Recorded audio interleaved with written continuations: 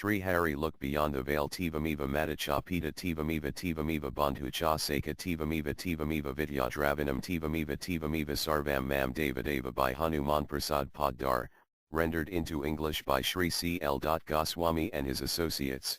Shri Hari preface. This handy volume is a collection of a number of inspiring and illuminating articles from the pen of a learned and saintly writer, who did not feel inclined to disclose his identity and wrote under the pen name of Siva.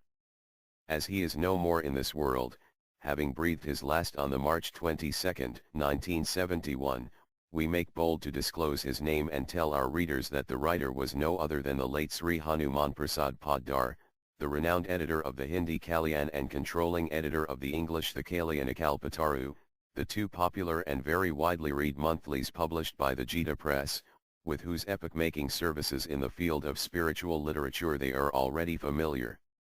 The articles originally appeared every month in the Kalyan under the caption Kalyan and were later on rendered into English by the editor or editors of the Kalyan Kalpataru or the Bliss and regularly published in it under the caption Unto Bliss.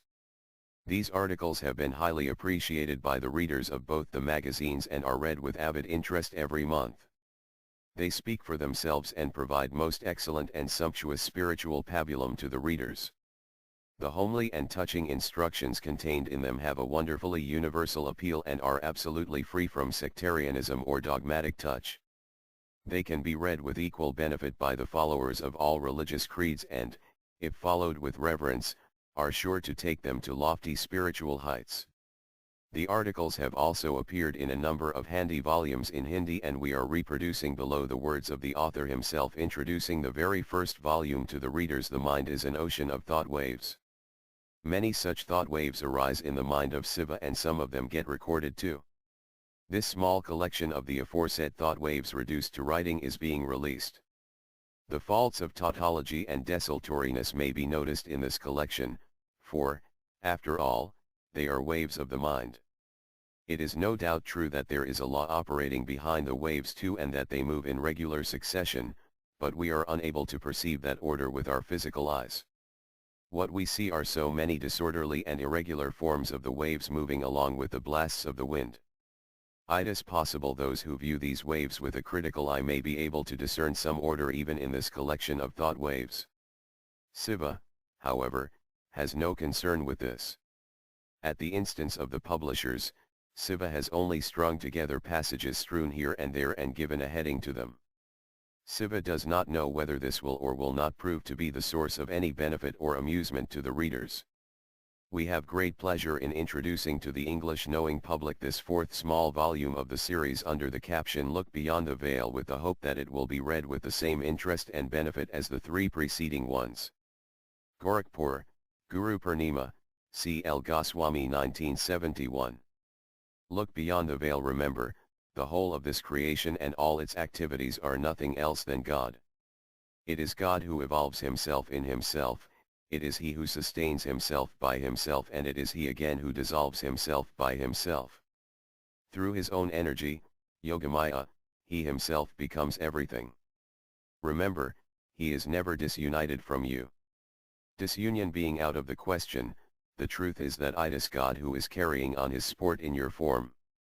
Your gaze is fixed on the unreal things of the world, that is why you feel as if you were disunited from God. Remember, though permeating all and being everything, God is distinct from all, transcends all. All the three states of the universe, referred to above, are assumed in God, or rather it is God himself who, having assumed all forms, permeates all and has taken all these states upon himself. Remember, God can never be disunited from you, nor can you be disunited from God, for you are not disunited from him. But this can be realized by you only when you see God pervading all and perceive everything in God. Remember, there are a variety of vessels made of clay, a variety of ornaments made of gold, and toys, bearing various names and forms, made of sugar. But are all those vessels of clay anything other than clay? Are all those gold ornaments anything apart from gold? And are those playthings of sugar anything but sugar, which is full of sweetness through and through? Just as all these things are substantially the same as clay, gold, or sugar, though exhibiting an infinite variety of names and forms, Even so, this world consisting of various names and forms is essentially God himself. There is, of course, this much of difference that whereas the makers of these things, viz., the potter, the goldsmith and the confectioner are distinct from one another and are other than the articles themselves, to use terminology of logic, while they are the efficient causes, the substance of which the articles are made, the mat cause in the case of the world, God himself is the efficient cause and he alone the material cause. It is he who made everything and it is he again who has become everything. Remember, until you fix your gaze on the fundamental reality, and so long as you continue to regard the external names and forms as real, the reality will elude your grasp, even though you have it before your very eyes, in your very hands. You will go on searching for it. Instead of looking for the substance, recognize it. So long as you fail to recognize it, you will ever continue to wander in the dreadful forest of transmigration and will not be able to realize God, who is eternally true and always present everywhere, nor to enjoy his infinite bliss. Remember, neither you have to fetch God from somewhere nor are you required to go anywhere for the sake of God. Detaching yourself from your name and look beyond the veil, form your gaze on your real self, and removing the veil of worldly names and forms, let God look at you. Really speaking, God stands ever realized. Remember, you talk of God being not realized only so long as he is not recognized and the veil is not be from your eyes. Apart from God there is nothing which is ever present with you, which is wakeful in all circumstances, nay, which manifests itself in your own form. Realize I realize him everywhere at every moment and attain the goal of your life. In fact, you have already attained it. Correct the error of refusing to believe that you have attained it. God alone pervades all. Remember, just as ice consists of water and water alone, an earthen jar consists of earth and earth alone, a gold necklace consists of gold and gold alone, a piece of cloth consists of yam and yarn alone, so does this animate and inanimate creation consist of God and God alone. There is nothing besides God in this world. But God is not confined to this world alone, he exists even beyond it. Remember, ice will cease to exist if there is no water, an earthen jar will cease to exist if there is no earth, a gold necklace will cease to exist if there is no gold, and a piece of cloth will cease to exist if there is no yarn. Even so the world will cease to exist if there is no God.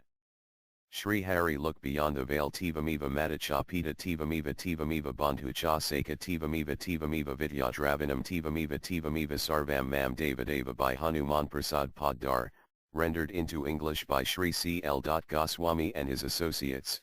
Shri Hari preface. This handy volume is a collection of a number of inspiring and illuminating articles from the pen of a learned and saintly writer, who did not feel inclined to disclose his identity and wrote under the pen name of Siva.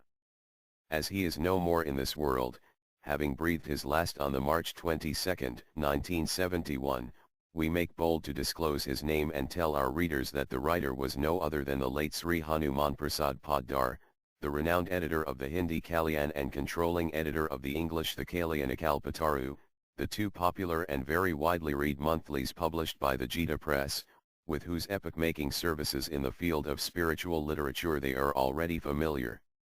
The articles originally appeared every month in the Kalyan under the caption Kalyan and were later on rendered into English by the editor or editors of the Kalyanakal or the Bliss and regularly published in it under the caption Unto Bliss.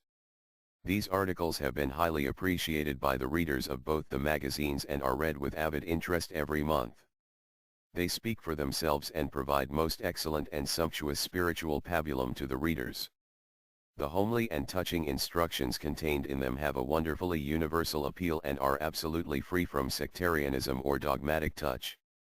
They can be read with equal benefit by the followers of all religious creeds and, if followed with reverence, are sure to take them to lofty spiritual heights. The articles have also appeared in a number of handy volumes in Hindi, and we are reproducing below the words of the author himself introducing the very first volume to the readers. The mind is an ocean of thought waves. Many such thought waves arise in the mind of Siva and some of them get recorded too. This small collection of the aforesaid thought waves reduced to writing is being released. The faults of tautology and desultoriness may be noticed in this collection, for, After all, they are waves of the mind. It is no doubt true that there is a law operating behind the waves too and that they move in regular succession, but we are unable to perceive that order with our physical eyes. What we see are so many disorderly and irregular forms of the waves moving along with the blasts of the wind. It is possible those who view these waves with a critical eye may be able to discern some order even in this collection of thought waves. Shiva, however, has no concern with this. At the instance of the publishers, Shiva has only strung together passages strewn here and there and given a heading to them. Shiva does not know whether this will or will not prove to be the source of any benefit or amusement to the readers. We have great pleasure in introducing to the English-knowing public this fourth small volume of the series under the caption Look Beyond the Veil, with the hope that it will be read with the same interest and benefit as the three preceding ones. Gorakhpur, Guru Purnima, C. L. Goswami 1971. Look beyond the veil. Remember, the whole of this creation and all its activities are nothing else than God. It is God who evolves himself in himself, it is he who sustains himself by himself, and it is he again who dissolves himself by himself. Through his own energy, Yogamaya, he himself becomes everything. Remember, he is never disunited from you. Disunion being out of the question, the truth is that it is God who is carrying on his sport in your form. Your gaze is fixed on the unreal things of the world, that is why you feel as if you were disunited from God. Remember, though permeating all and being everything, God is distinct from all, transcends all. All the three states of the universe, referred to above, are assumed in God, or rather it is God himself who, having assumed all forms, permeates all and has taken all these states upon himself. Remember, God can never be disunited from you, nor can you be disunited from God, for you are not disunited from him. But this can be realized by you only when you see God pervading all and perceive everything in God. Remember, there are a variety of vessels made of clay, a variety of ornaments made of gold, and toys, bearing various names and forms, made of sugar. But are all those vessels of clay anything other than clay? Are all those gold ornaments anything apart from gold? And are those playthings of sugar anything but sugar, which is full of sweetness through and through? Just as all these things are substantially the same as clay, gold, or sugar, though exhibiting an infinite variety of names and forms, even so this world consisting of various names and forms is essentially God himself. There is, of course, this much of difference, that whereas the makers of these things, viz., the potter, the goldsmith and the confectioner, are distinct from one another and are other than the articles themselves, to use terminology of logic, while they are the efficient causes, the substance of which the articles are made, the mat cause in the case of the world, God himself is the efficient cause and he alone the material cause. It is he who made everything, and it is he again who has become everything. Remember, until you fix your gaze on the fundamental reality, and so long as you continue to regard the external names and forms as real, the reality will elude your grasp, even though you have it before your very eyes, in your very hands. You will go on searching for it. Instead of looking for the substance, recognize it.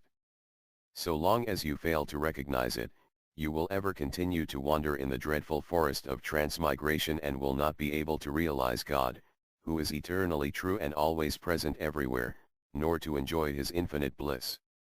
Remember, neither you have to fetch God from somewhere, nor are you required to go anywhere for the sake of God. Detaching yourself from your name and form, your gaze on your real self, and removing the veil of worldly names and forms, let God look at you. Really speaking, God stands ever realized. Remember, you talk of God being not realized only so long as he is not recognized and the veil is not be from your eyes. Apart from God there is nothing which is ever present with you, which is wakeful in all circumstances, nay, which manifests itself in your own form. Realize I realize him everywhere at every moment and attain the goal of your life. In fact, you have already attained it. Correct the error of refusing to believe that you have attained it.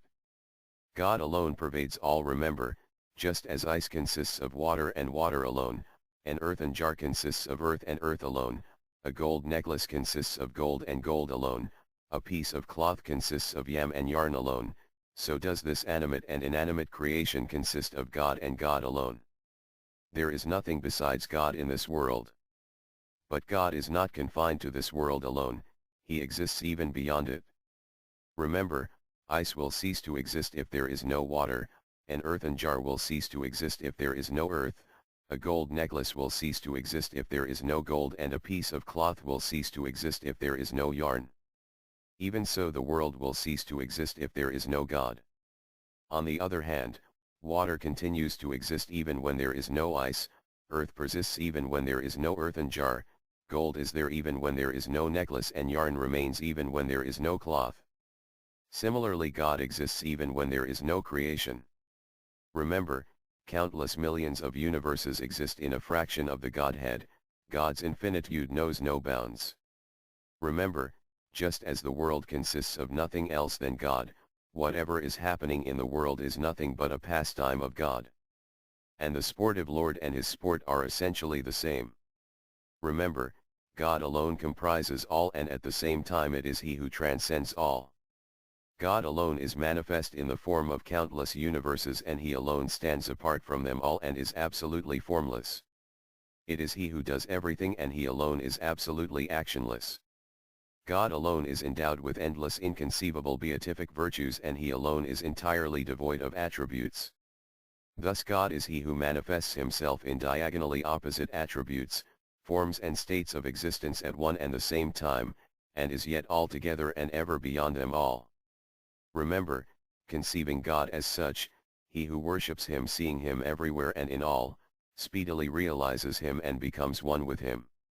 This very God eternally resides in the transcendent regions consisting of truth, consciousness, and bliss, in the divine forms of Sri Mahavinu, Sri Sadasiva, Sri Rama, Sri Krishna, and so on, which are all supremely delightful and enchanting, are embodiments of truth, consciousness, and bliss, and are endowed with a beauty which knows no end and never grows old. Descending on earth from time to time, it is he who contributes to the supreme blessedness of living beings of this world. God is a veritable wish-yielding tree to his devotees. With whatever attitude of mind the devotee worships him, the Lord allows himself to be realized by him in conformity with the former's mental attitude and predilection. Nay, he gratifies his desires and, snapping his knots of ignorance, conveys him to his own divine abode. Remember, the Lord's supreme divine abode is no other than the Lord. The Lord's embodied form, his name, sports, and abode are all divine. In spite of being a divine realm, his supreme abode is no region as such, it is a reality consisting of truth, consciousness, and bliss. Similarly, his embodied form, name, and sports even as such are all realities consisting of truth, consciousness, and bliss.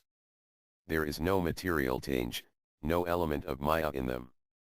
Far from being conditioned existences, subject to old age and death, and appearing only at an intermediate stage, they are essentially divine, eternal, absolutely real, beyond space and time, and embodiments of consciousness and bliss. Nothing apart from God. Remember, the world is permeated by God, is full of him in the same way as a gold necklace is full of gold, or a piece of ice is full of water and water alone. Look at a gold necklace from any side, at any point, externally or internally, and you will find that it is gold and gold alone. Similarly, in the form of ice there is water and water alone on all sides, both externally and internally. Even so, the entire universe is exclusively full of God alone. Remember, the gold necklace was gold before it took that shape, it will continue to be gold when it has been melted, and it is nothing but gold even when visible in the shape of a necklace. Only the name and shape of necklace have been conceived in gold for its being used as an ornament. Similarly, ice too was water before freezing, it will continue to be so after melting, and is nothing but water when frozen into ice. Only a separate name and shape have been conceived by us. Even so, God existed before the creation of the world, he continues to exist even when the world is no more, and it is God alone, who exists in the form of the world. It is by way of sport and for the sake of sport that he stands revealed in the form of the universe. Remember, if we take away gold from the necklace, nothing remains, and if water is taken away from the ice nothing is left as a residue. The name and form disappear, for it was gold that had assumed the name and shape of necklace, and because it was water alone that had turned into a solid mass and became known as ice. In the same way, if God is withdrawn the world ceases to exist.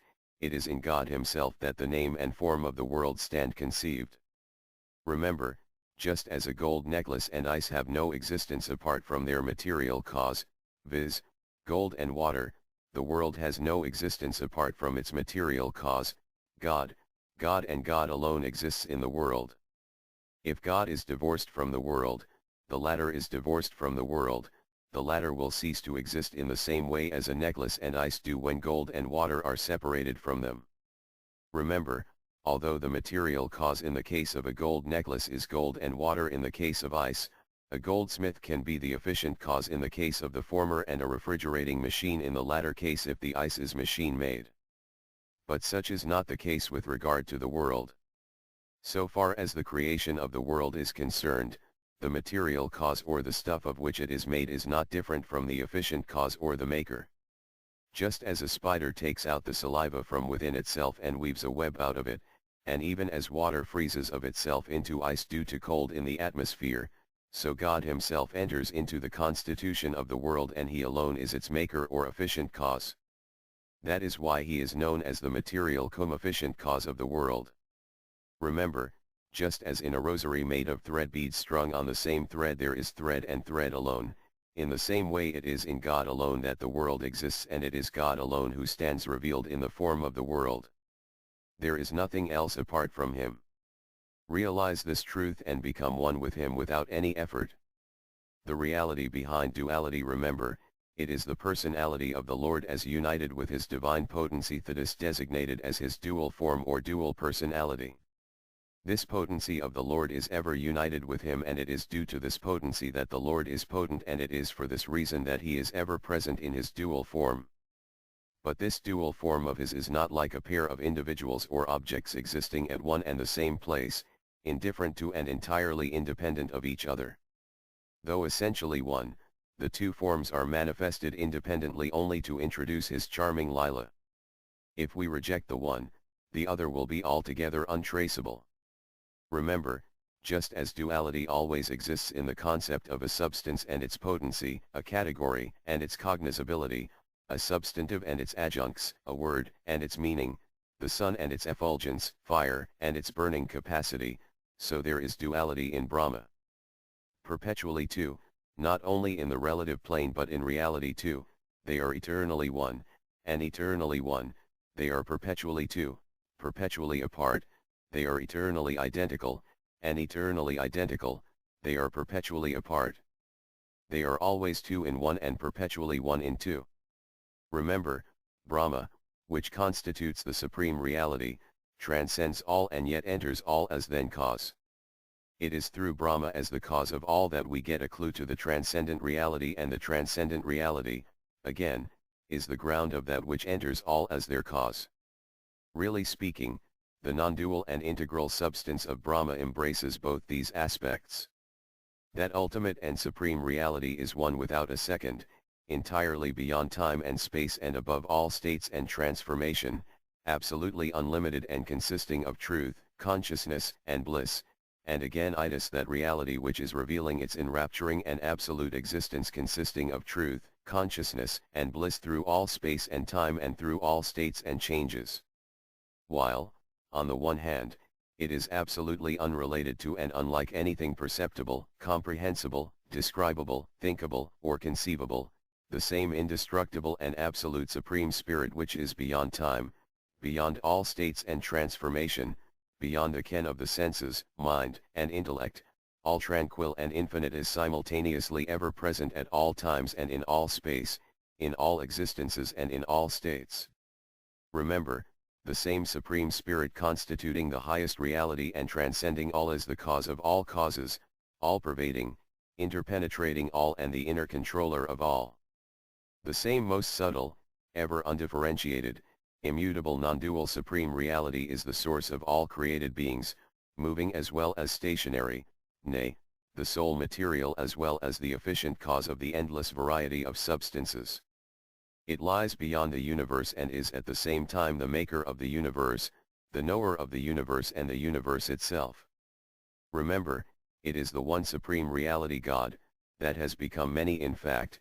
It neither passes from one state to another nor wills to do so, nor again does its natural and eternal existence ever undergo any change.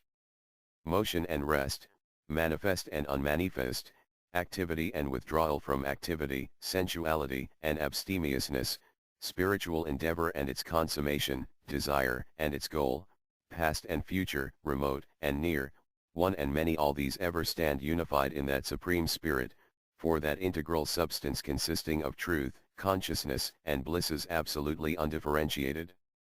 In that undifferentiated state the supreme spirit, ever existent as consciousness solidified, stands perpetually embracing contrary attributes.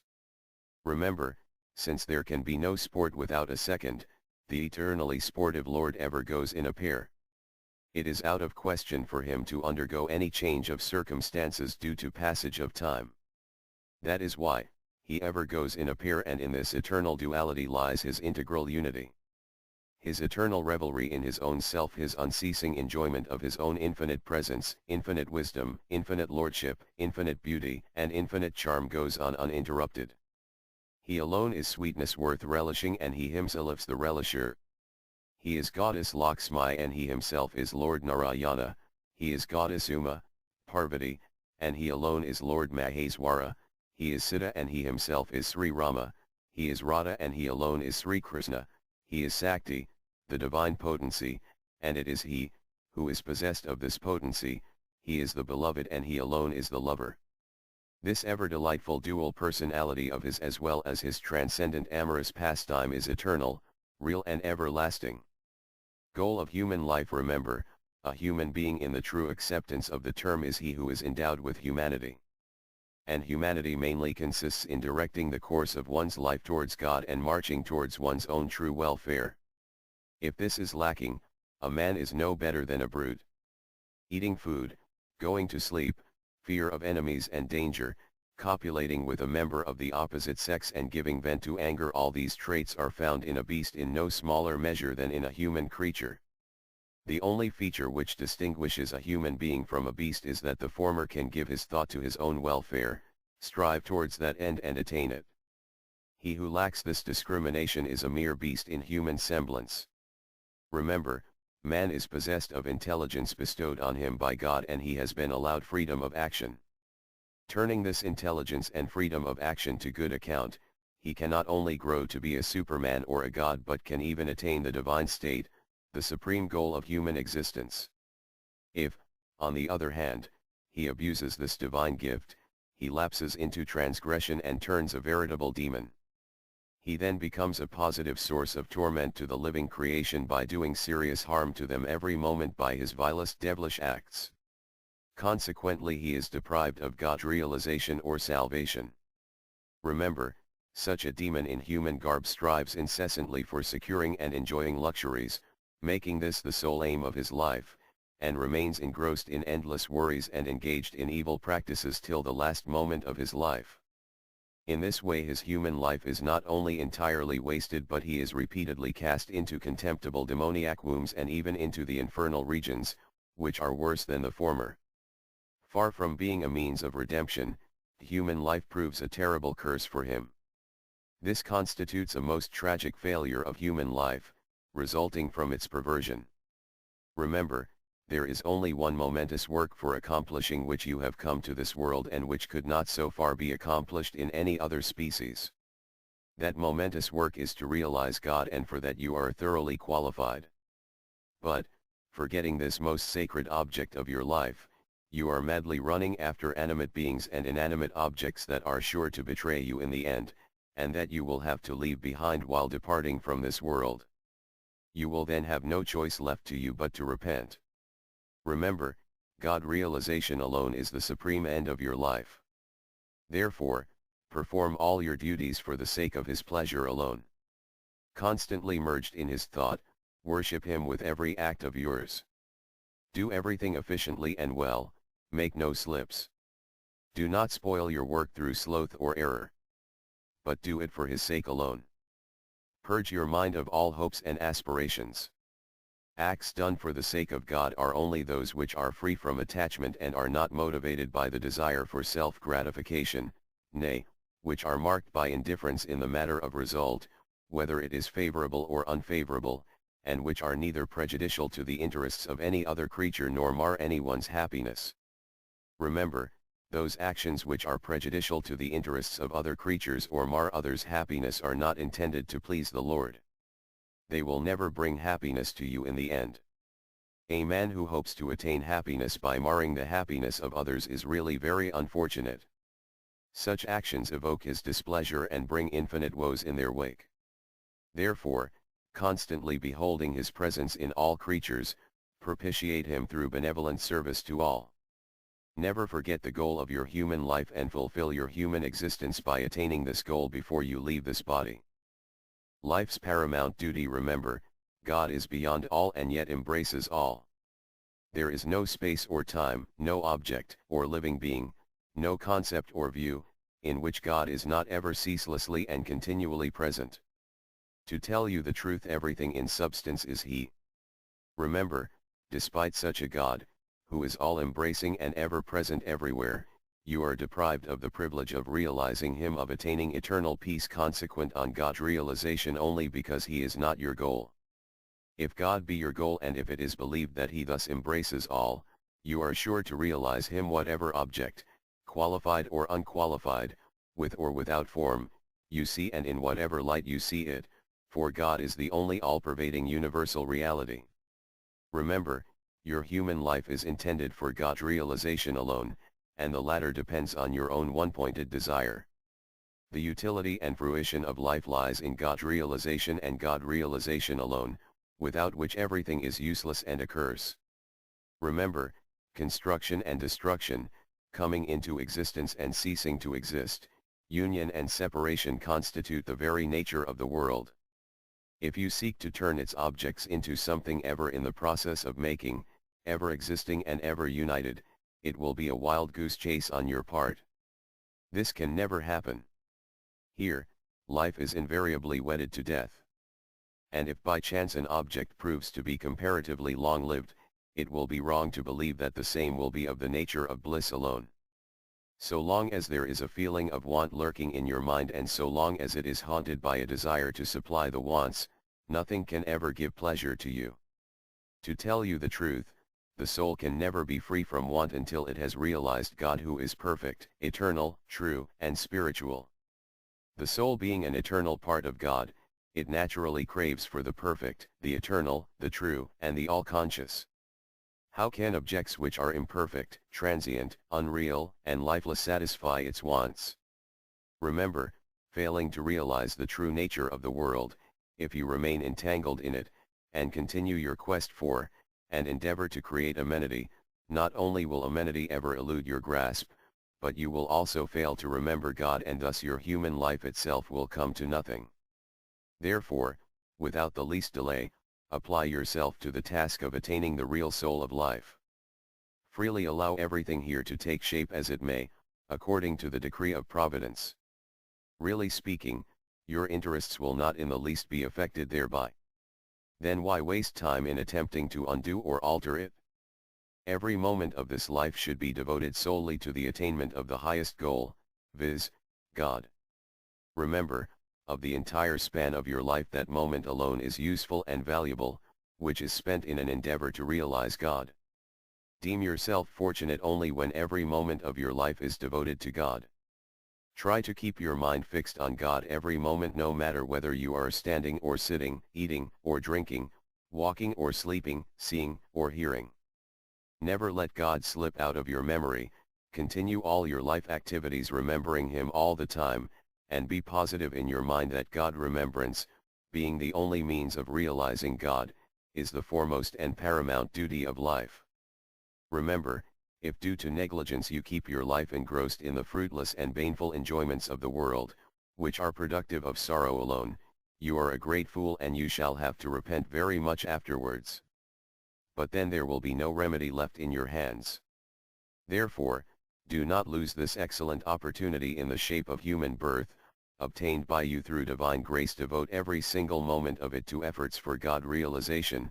You will be blessed thereby and shall have achieved the purpose of your life by attaining eternal and perfect happiness.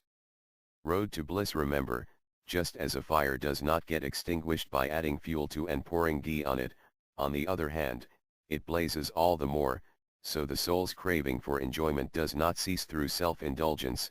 On the other hand, it grows stronger. The mind is never sated with luxuries. It never feels contented with possessions. It is never gratified or composed even if one comes to have everything existing all over the world: sons and relations, wealth and power, authority and position, honor and fame of the entire world. Remember, so long as there is unrest in the mind, you cannot attain happiness, much less enjoy bliss.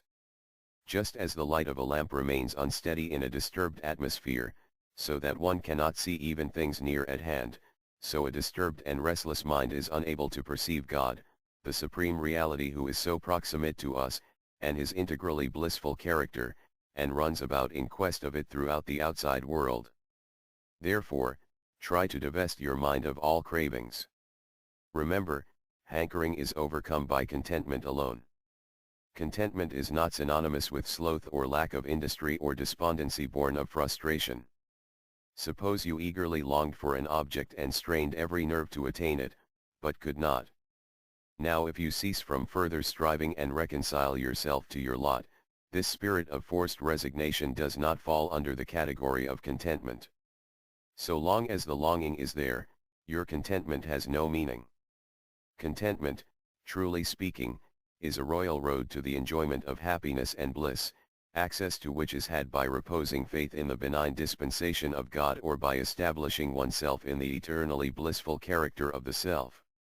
Remember, discontent is only another name for impatience to attain an object which has not yet been attained and for not taking delight in a thing which is ever with us.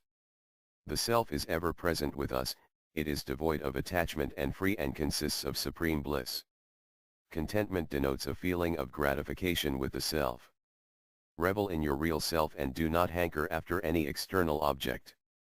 Here lies the way to happiness. Remember, whatever in this world stands, allotted to you according to the destiny, responsible for your present birth, will be attained by you without being sought for, and that which is not destined to be yours will not be attained in spite of all wailing and piteous cry and with all your efforts. Enjoyment will be had by you according to your meritorious deeds performed in previous lives. In fact, you have to reap only that which has been sown by you. Remember, for the realization of supreme bliss it is necessary to give up all one's desires. He, however, who strives to attain desirelessness should first abstain from reviling or harming others, appropriating others' wealth, adultery, hypocrisy, immoral conduct, enmity, theft, hoarding money and other worldly possessions and coveting what is not his. The more you give up vicious desires, the more they will be replaced by noble ones, then you will have to resign these latter two to the Lord. Remember, your happiness will grow in the same proportion as you curtail your desires. Do not hanker after that which has not been attained by you and utilize whatever you have in your possession in the interest of the world rather than in your own. This will enable you to conquer your desires. Strongly persuade yourself that there is no happiness in any living being or object of the world. Thus you will be easily able to give up all desires. Path to permanent peace. Remember, that so long as one's mind attaches importance to an object and is tempted by it, nay, so long as its possession is supposed to be the sign of good fortune or God's grace and its absence is taken as a misfortune and its necessity is felt, and so long as its possession is supposed to be a source of joy and fulfillment, one cannot be freed from desire. One cannot attain disinterestedness or desirelessness. Nobody can attain disinterestedness by merely repeating the word. One can attain it only when the objects desired appear to be harmful and destructive of real happiness. And then the objects will appear unreal and of no significance. It goes without saying that nobody likes to besmear himself with filth, to lick vomit, to drink poison, to invite pain or to embrace a disease. When you will invariably feel a similar hatred and disgust for all the objects of sense enjoyment, then your mind will never dwell upon them and there will be a settled feeling of aversion for them. They will no more tempt or attract you. And consequently there will be no desire to obtain them or own them. Their absence will not make you uneasy and restless, and their loss too will not cause any grief. You will be freed from all desires to own objects and there will be no apprehension of losing them. The real renunciation of desires is a function of the mind. It is not merely a matter of words. The mind is the seat of beneficent truthfulness. In order to attain disinterested desirelessness it is, therefore, necessary to realize the transitoriness, impurity, painfulness, and the perishable nature of sense objects. Realize that devoid of God, all enjoyments are really painful and sources of frightful agony. Then the mind will naturally cease to be drawn towards them. You may give no utterance to your conviction that the objects of senses are sources of pleasure, but you will not be able to overcome their temptation. You may go on repeating old age and in all states such as waking life, the dream state, deep sleep, and the transcendental state. The body is a bag of bones and flesh, fat and marrow, feces and urine. It is perishable, nay, perishing every moment. It is your feeling of identification with the body that has turned your face away from real immortal life and thrown you into a vortex of illusion. The moment this illusion disappears, the self shines forth and eternal and immortal life, which is your very being, is attained. Remember, the sensation of delight that is experienced on the senses coming in contact with objects of enjoyment of one's liking is no real gratification. Such gratification, really speaking, is only instrumental in producing sorrows, a prelude to terrible sufferings. Even as sweets mixed with poison are deadly in effect, though appearing attractive and tasting sweet, so are pleasures of sense conducive to spiritual degradation and cast one into an ocean of misery, though tasting like nectar in the beginning. Therefore, look upon these pleasures of sense as consisting of sorrow and, rooting out all longing for them, crave for the Lord alone. Take it for granted that these will never put an end to sorrows and sufferings. Far from eradicating want, their enjoyment will aggravate it and their contact too will disappear. They are all transient and full of suffering. Dissociating yourself from them, learn to make the best use of them. Taking care not to be enslaved by the senses and sense delights and overcoming likes and dislikes when you are able to subdue your senses, mind, and body and make the best use of the sense objects by duly devoting them to the service of the Lord through your completely mastered senses, then alone you will relish the divine grace. Your mind will get purified or filled with delight, and then all your trials and tribulations will cease and your intellect will be established in God as a matter of course. You will come to realize true life and you will be freed from bondage forever. How to be eternally happy? Remember, so long as you identify yourself with the body or the name and regard the living beings or inanimate objects of the world as your own, you can never be happy, for the body and the name as well as the creatures and objects of the world are all imperfect and transitory, and an imperfect and transitory object can never yield happiness.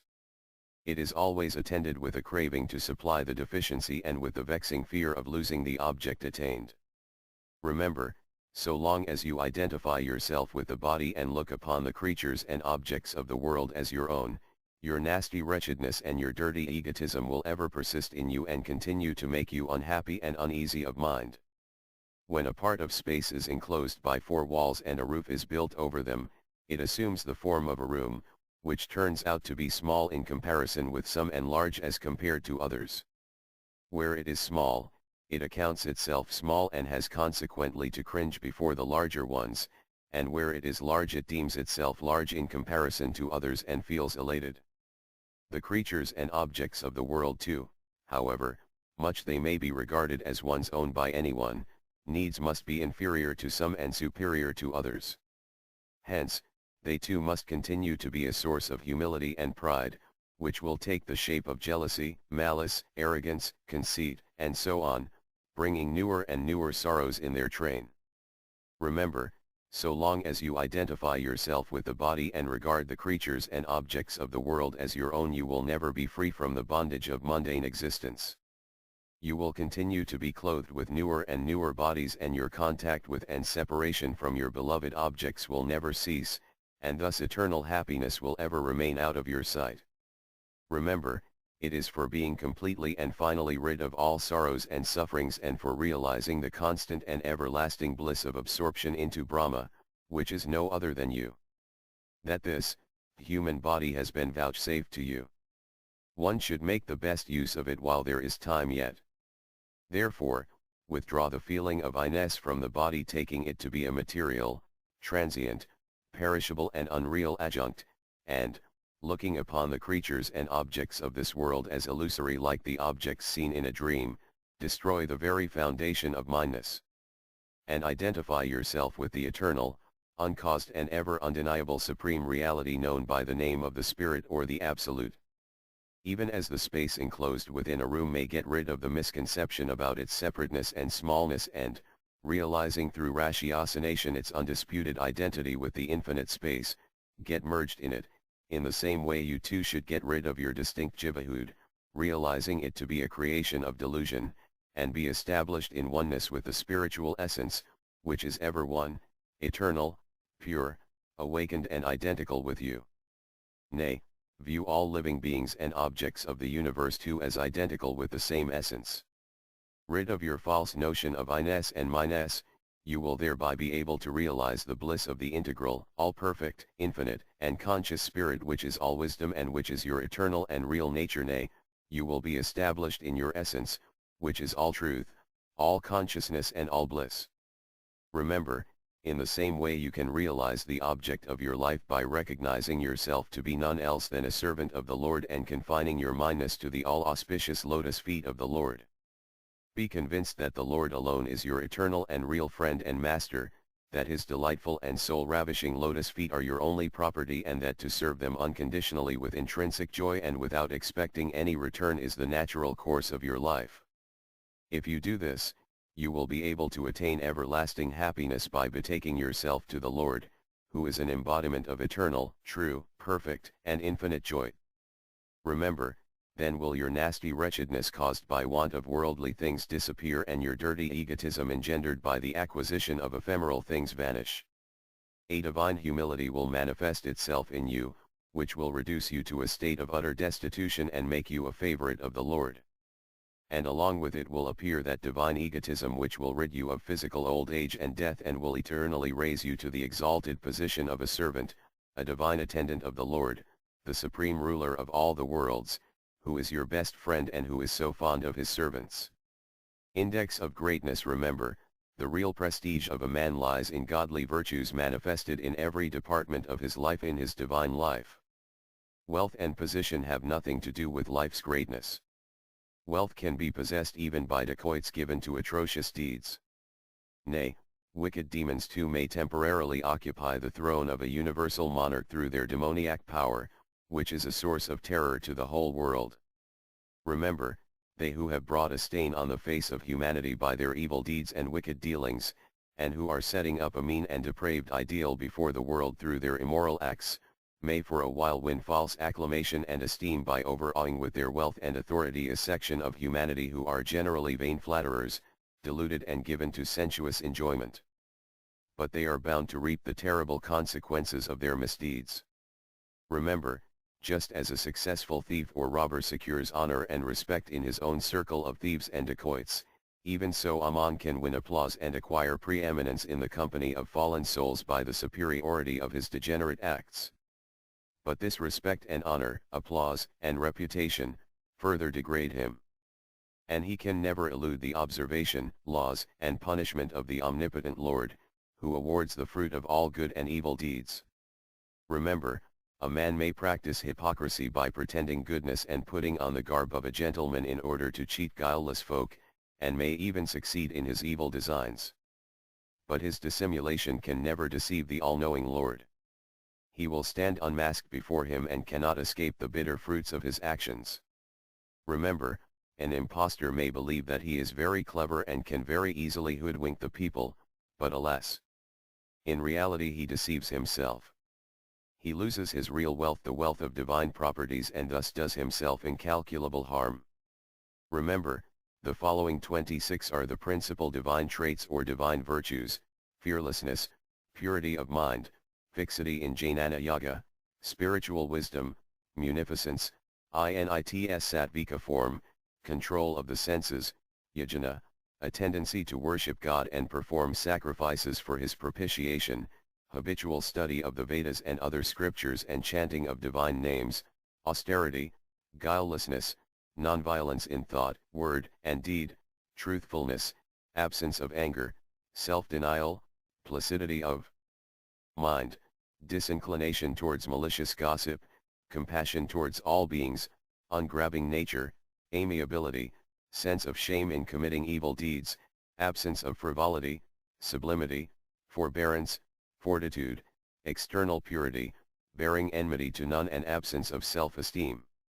Remember, they who are endowed with the above-mentioned divine gifts shall secure their release from the bondage of mundane existence and attain God's realization, thus realizing the goal of their human birth. Contrary to this, they who possess the demoniac and devilish traits depicted earlier will not only meet with their downfall here but will be further involved interminably in the trammels of worldly existence. Remember, the manhood of a man lies only in adoring the Lord himself and inducing others to do the same. On the other hand, he who is given to the pursuit of sensual pleasures alone is a veritable beast, while he who resorts to violence, mendacity, unlawful means, hypocrisy, and actions prohibited by the scriptures for the sake of obtaining sensuous enjoyment is a demon or devil in human garb. Supreme wealth. Remember, he alone who is possessed of supreme wealth in the form of reverence for God, faith in God and practice of God remembrance is a truly rich man, and from this very wealth flow eternal peace, eternal happiness, and eternal satisfaction. Remember, in fact, the worldly possessions that you treat as your property and the riches you regard as your fortune serve only to aggravate your want and poverty. Their non-acquisition too carries with it a sense of want and indigence, while their acquisition brings even a still more acute feeling of want and impecuniosity. Remember, real wealth and real fortune is only that which ends our want. Would that wealth be worth the name should its acquisition only increase one's want? Remember, the more a man gets the means of worldly enjoyment, the more he craves for them. And it is self-evident that the wider the range of desire, the greater is the want. The very sense of want is clear evidence of one's poverty. Remember, he who is contented and is never perturbed by any material want enjoys supreme peace and happiness, even though he is impecunious in the eyes of the world. While the so-called millionaires, men in authority, rulers, and leaders wail and weep, he constantly revels in his sublime and natural peace. Remember, desire is a formidable fire, which blazes all the more furiously when successively fed with fuel and clarified butter in the form of sense enjoyments. And as it grows in volume, the burning and agony caused by it increase in the same proportion. A man burning with the fire of desire may get the most rare and choicest objects of sense gratification and attain the highest position in the world, yet he would continue to burn all over his life. Nay, he will die full of burning and will be reborn with a heart burning with the same fire. Remember, this terrible fire of desire will never be extinguished by the acquisition of objects of one's liking. It will be extinguished only when one develops reverence for and faith in God, and believes that every benign dispensation of the Lord is full of blessings, and lastly when one takes to the adoration of God in a spirit of resignation and with implicit faith, regarding such adoration as the supreme end. Remember, you have been invested with a human body only for the adoration of God. Blinded by infatuation, you are viewing the objects of this world as embodiments of bliss. Nay, ever worried for their acquisition and developing an inordinate attachment and infatuation for them when acquired, you are thus doing a very great harm to yourself through your own folly, forgetting your real purpose. Remember, worldly loss, however great, is no loss at all. It is only the want or non-acquisition of a worldly object or the destruction or disappearance of an object already in your possession that you regard as your loss. This loss you are bound to suffer nolens volens the moment you die. You may be the owner of countless invaluable things, nevertheless, on your death you will be surely disunited from them and they will surely pass out of your hands. Hence their loss should never be reckoned as such. Your real loss lies in the fact that you have wasted your human existence without achieving its object. And that object will be realized only by giving up the attachment and infatuation for worldly objects and developing reverence for and faith in God, and practicing His adoration.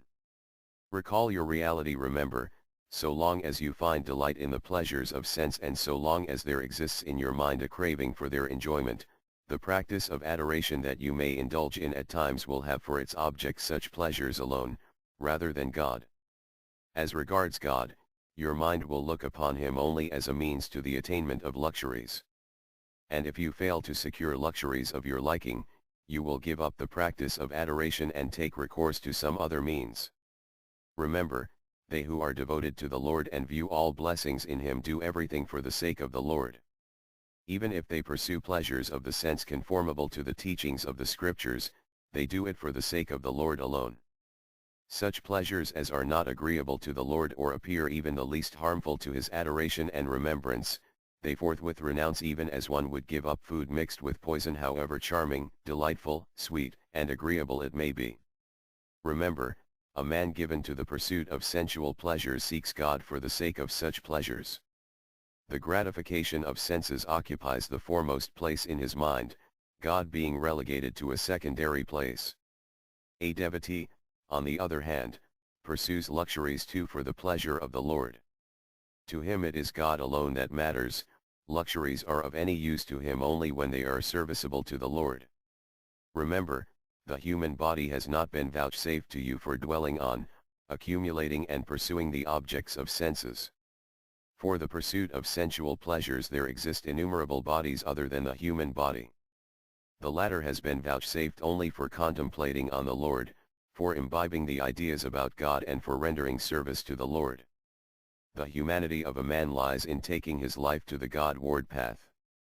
On the other hand, he who is exclusively devoted to the pursuit of sensual pleasures is mere a beast in a human semblance. Remember, when adoration of God is the primary and exclusive duty of a human being, practice it with a fully concentrated mind. For, if you fail to do it, all that you accomplish or achieve is entirely fruitless. Perform all your worldly duties only for show, just like a man playing his allotted part in a drama. Never get attached to them in the least, nor should you look upon any object or living being of the world as your own.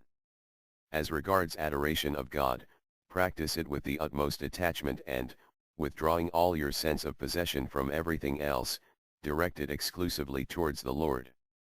Be firmly convinced that the Lord alone is your own. The ties of love that you have forged with the objects and living beings of the world are derived from your relation with God. Remember, relationship with God alone is a true and abiding relationship. You have emerged from God, exist in God, and shall continue to live in God. You are His eternal fraction. Your relationship with Him has never ceased, nor can it cease. In a spell of infatuation you have forgotten your eternal and true relationship with God.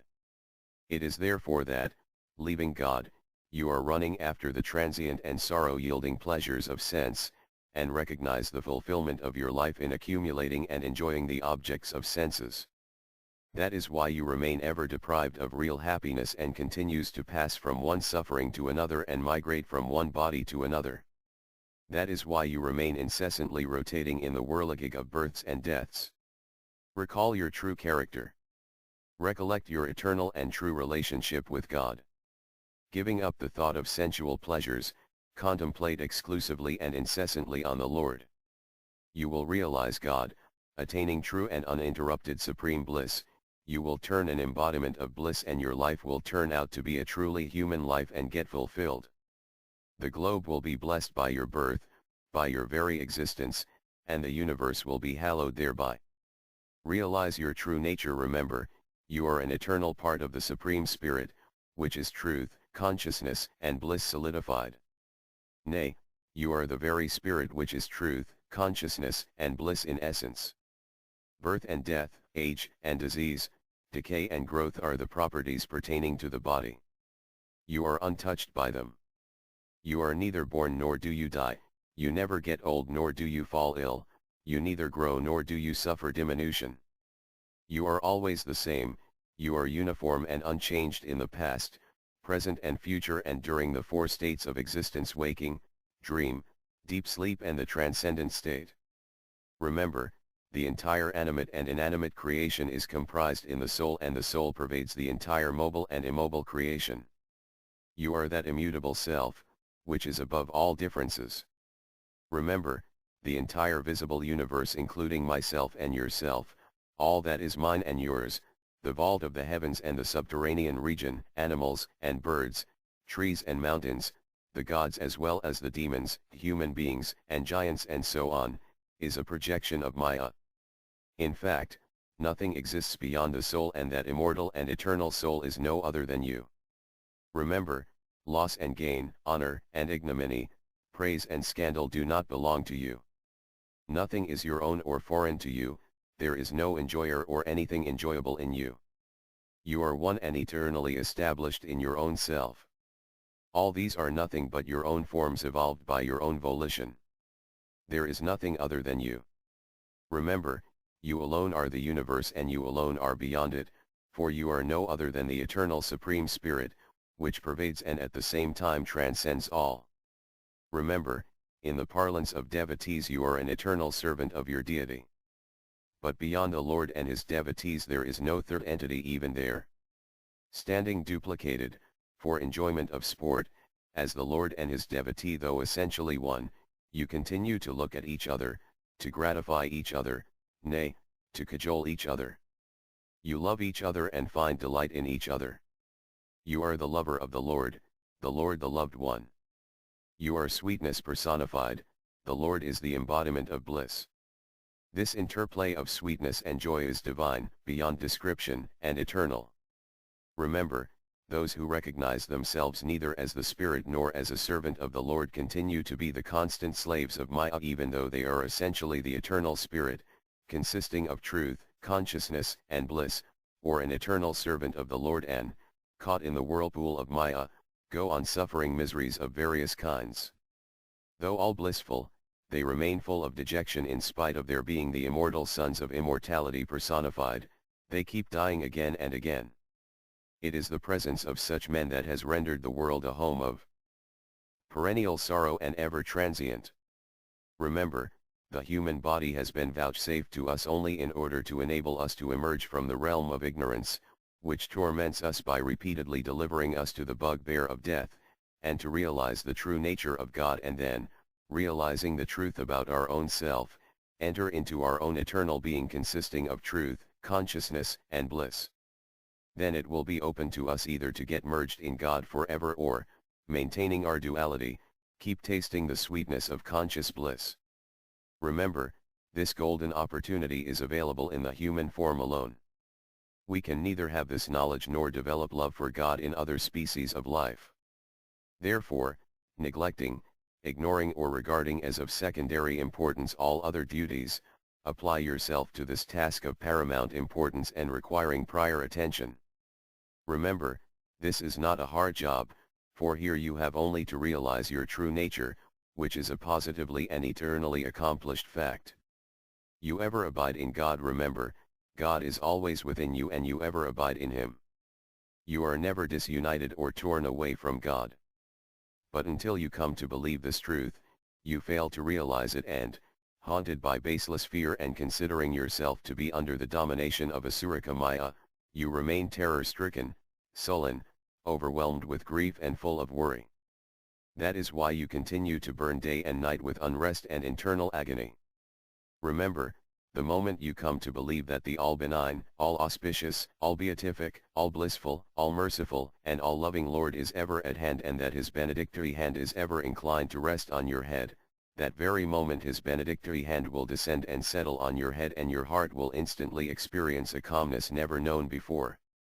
You will perceive all about you a sweet atmosphere of auspiciousness, beatitude, joy, grace, and love. The host of all fears, all melancholy, all grief and all worries will melt away even as darkness disappears with the very appearance of the sun. Remember, your life will then be filled with hope, delight, abundance, and complacence, not with the hope, delight, abundance and complacence which follow from favorable circumstances that flash before you for a moment and disappear as soon as unfavorable circumstances set in. Remember, the boon of hope, delight, abundance, and complacence that will come to you through faith in God and through divine grace will be identical in essence with God Himself. Hence it will be everlasting, eternal, immortal and ever-growing. Remember, it is the prospect of acquiring agreeable objects in the world, receiving friendly treatment from living beings of this world and meeting with favorable circumstances in the world that constantly harasses you. Such expectation never brings joy, for it is entirely dependent on others, fleeting and full of sorrow. Rid yourself completely of this expectation. So long as this expectation, this reliance and dependence for happiness on earthly objects and circumstances persists, there will be no complete faith in God, and without faith in God mental unrest and the sufferings that follow in its wake never come to an end. Remember, during your lifetime you will have to wait for that moment, to reach that stage when and where all expectation from and reliance and dependence on worldly beings, objects, and circumstances would cease. Then only will the vessel of your life begin to sail in the right direction, and then only you will be able to attain happiness. But you need not wait for an opportune moment to do this. God is within you and you ever abide in Him, thus the potency of grace you enjoy is ready to clear your life of all obstacles, make it full of joy and put it on the right path. Remember, God is omnipotent and omniscient, the suzerain Lord of all the spheres, and that He is prepared to help you as your greatest friend who seeks no return from you. Put faith in this. The moment your faith grows strong you will begin to realize this fact, for it is a supreme truth. And the realization of this truth will divinize your life. Secret of success. Remember, the whole secret of real peace, true happiness, and real success is faith in God or self-confidence. When you are assured that happiness, peace, and success do not depend on external circumstances but on your inner faith, that unique potency will be generated in you which will transform external circumstances, and happiness, peace, and success will automatically flow to you. Remember, when you will come to have faith in the grace of God and begin to act in conformity with the divine will, all the divine forces will start helping you and success will kneel before you and court you. Remember, when faith in God develops in you, you will feel that God Himself is shouldering the entire responsibility of your well-being, immediate as well as future, that He is guarding you against every chance of a fall. Then a natural sense of fearlessness and carefreeness will dawn on you. Remember, there is no shortcoming which you cannot get rid of, there is no hurdle which you cannot cross over, and there is no situation which you cannot control. The only thing needed is faith in God, faith in His grace and faith in His power. Remember, there is no enviable position which you cannot attain, no exalted state which is not real, and no high level which you cannot reach. The entire success relating to the future lies in your hands, only you must have faith in the unfailing grace of the omnipotent Lord, who is your supreme well-wisher for all time. You should take refuge in Him and consider yourself supremely powerful with His power. Remember, the highest, most reassuring and positively unfailing doctrine in the world is that you should repose faith in the grace of the infinitely powerful God and awaken the power of yourself on the strength of that grace. Then the external and adverse circumstances will not only cease to harm you but they will get transformed, assume a favorable aspect and contribute to your success. Remember, to entertain a low opinion about yourself and to yield to circumstances is tantamount to suicide. Within you lies the power of God and you can do anything thereby. It lies in your hands to change the circumstances on the strength of divine grace. You are not poor, you are an eternal part of the universally adored Godhead. You are not impecunious, you are a child of God, the supreme ruler of all the worlds. You are not feeble, the limitless strength of the great Almighty is ever ready to help you. Have faith and, wiping out all traces of an inferiority complex, become great. Remember, the omnipotent and omniscient God, the supreme ruler of all the spheres, is your friend, who wants nothing from you in return. He is ever ready to exalt you through His own consummate greatness.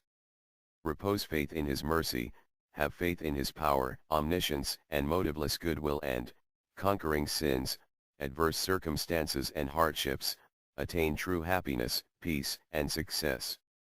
Cultivate faith in God. Remember, God is our inner controller, all-pervading, and having eyes on all sides. You can neither do anything nor entertain any thought without his knowledge. He is the constant witness not only of each and every activity of yours but even of every ripple of thought arising in your mind. Remember, when you cannot entertain any thought without his knowledge, it is absolutely futile on your part to think that you have performed a certain act most secretly so that none can know of it. Remember, really speaking, you have no unquestioning faith even in the existence of God. If you had such faith within you, you would have certainly felt that God knew and perceived each and every movement of yours. In that case you would have never dreamt of perpetrating a wrong in a clandestine way. If you are engaged in any nefarious act and are detected by another, you give it up at once, whosoever and whatever the man may be. And where there is any respectable person or government official present, you cannot even think of doing an evil act there in his presence. Who else could be more respectable and exercising a greater authority than God, the ruler of all the spheres as well as of guardians, the supreme Lord of the entire universe? Therefore, in his presence, at any rate you can never do any wrong. You, however, do so. This proves that you do not believe. He is watching your actions at the very spot. Cultivate faith, be a true believer in God and you will be rid of all sins as a matter of course. Remember, there is none else who is such a great and disinterested friend, such a true well-wisher of yours, who possesses such a correct knowledge of what is conducive to your real good and who is fully capable of redeeming you as God. But you do not believe this fact, that is why, instead of thoroughly depending on God, you form a picture of your well-being through your own unstable and short-sighted judgment, expect happiness from the selfish world and its objects which are fleeting and full of sorrow, and seek to crown your life with success through evil thoughts, sinful resolutions, and sinful acts of various kinds. In consequence you continue to drift along an unending stream of despair and agony. Remember, if you develop faith in the benevolence of God, the natural and disinterested friend of all, in the judgment of God, who is all-knowing, and in the omnipotence of God who is the controller of all, you will be rid of all sin and suffering, all restlessness and agony, and attain happiness. Nay, you will start depending on God in the same way as a suckling totally depends on the mother in every respect.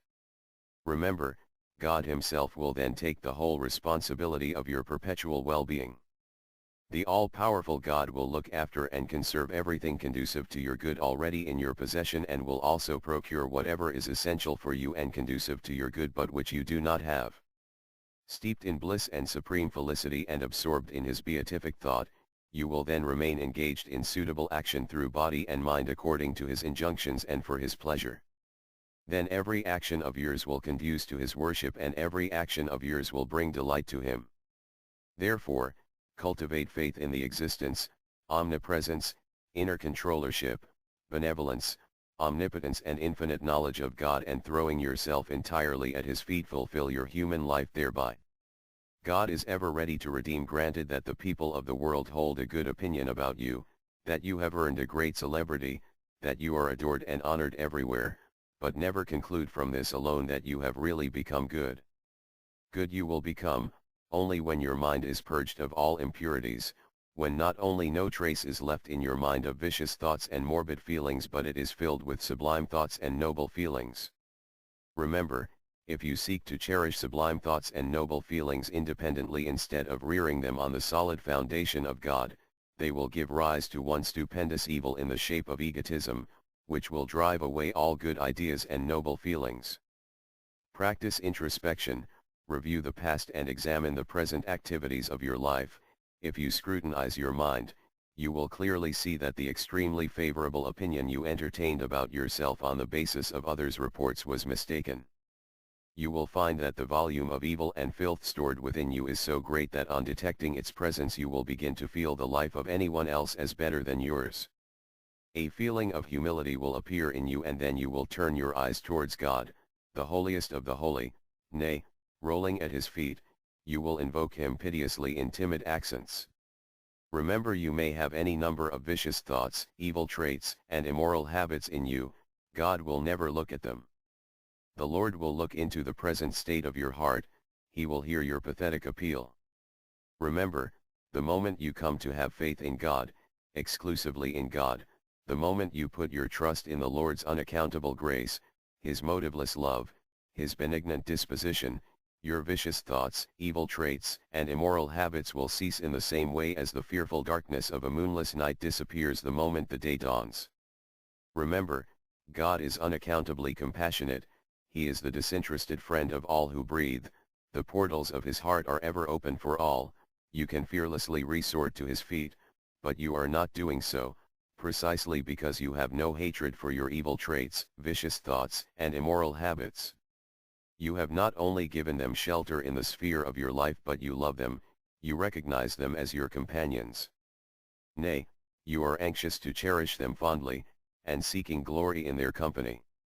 Remember, the moment you begin to loathe them, the moment their association begins to prick you, their company far from being a source of pride proves a great torture to you and yet you find yourself unable to get rid of them, you will feel the necessity of a helpmate, of one who may help you in getting rid of these dreadful enemies that have settled with you, masquerading as friends. Your heart will wail, despairing of all, you will flee for protection to God, your only protector, and cry out to Him, "My Master." There is no one else than you who will accept as one's own a depraved, sinful, dissolute, and contemptible fellow like me who holds vicious thoughts and evil traits as his life companions and has made them an essential part, a natural condition of his life, devoid of all virtues, forsaken by all. O merciful Lord! Redeem me by your natural kind-heartedness, rid me of this evil company. The moment your appeal, addressed exclusively to Him, reaches His ears, the divine grace will become manifest to you. The Lord's beneficent hand will appear before you and His divine speech will be heard by you, "Be not afraid, your sins have been wiped out, your sins and agonies, evil traits, ignoble thoughts, and immoral habits have all disappeared, you have become my devotee. You can never fall. You are mine and will continue to be mine." God is the source of peace and happiness. Remember, God existed even when this world and the animate and inanimate creation comprised in it did not exist in their present form. He exists even now, when these objects of the world stand manifested in diverse forms. And He will continue to do so even when these objects persist no more. There is no space, time, or object in which God does not exist. On the other hand, time, space, and matter themselves are comprised in God. Nothing ever has any existence apart from God. God is full everywhere, in fact, everything exists in Him, nay, God and God alone exists. Remember, there is no vice in the world or in its animate and inanimate creation, the fault lies in your latent desire for the pleasures of sense, in your craving for enjoyment and in your attachment to the senses. If there is no latent desire, no craving, and no attachment for enjoyment in your mind, no enjoyment can blind you or do harm to you. Remember, if there is no attachment to the enjoyment of sensuous pleasures and no craving for the pleasures of sense, every enjoyment turns into a means of worship and loses its negligible entity in the exalted and infinite entity of God. Peace and happiness then become a part of your very being. Remember, you seek peace and happiness. In fact, everyone craves for them. But nobody seeks the abode of peace and happiness. On the other hand, people tread the opposite road. God is the real center of all joy and peace.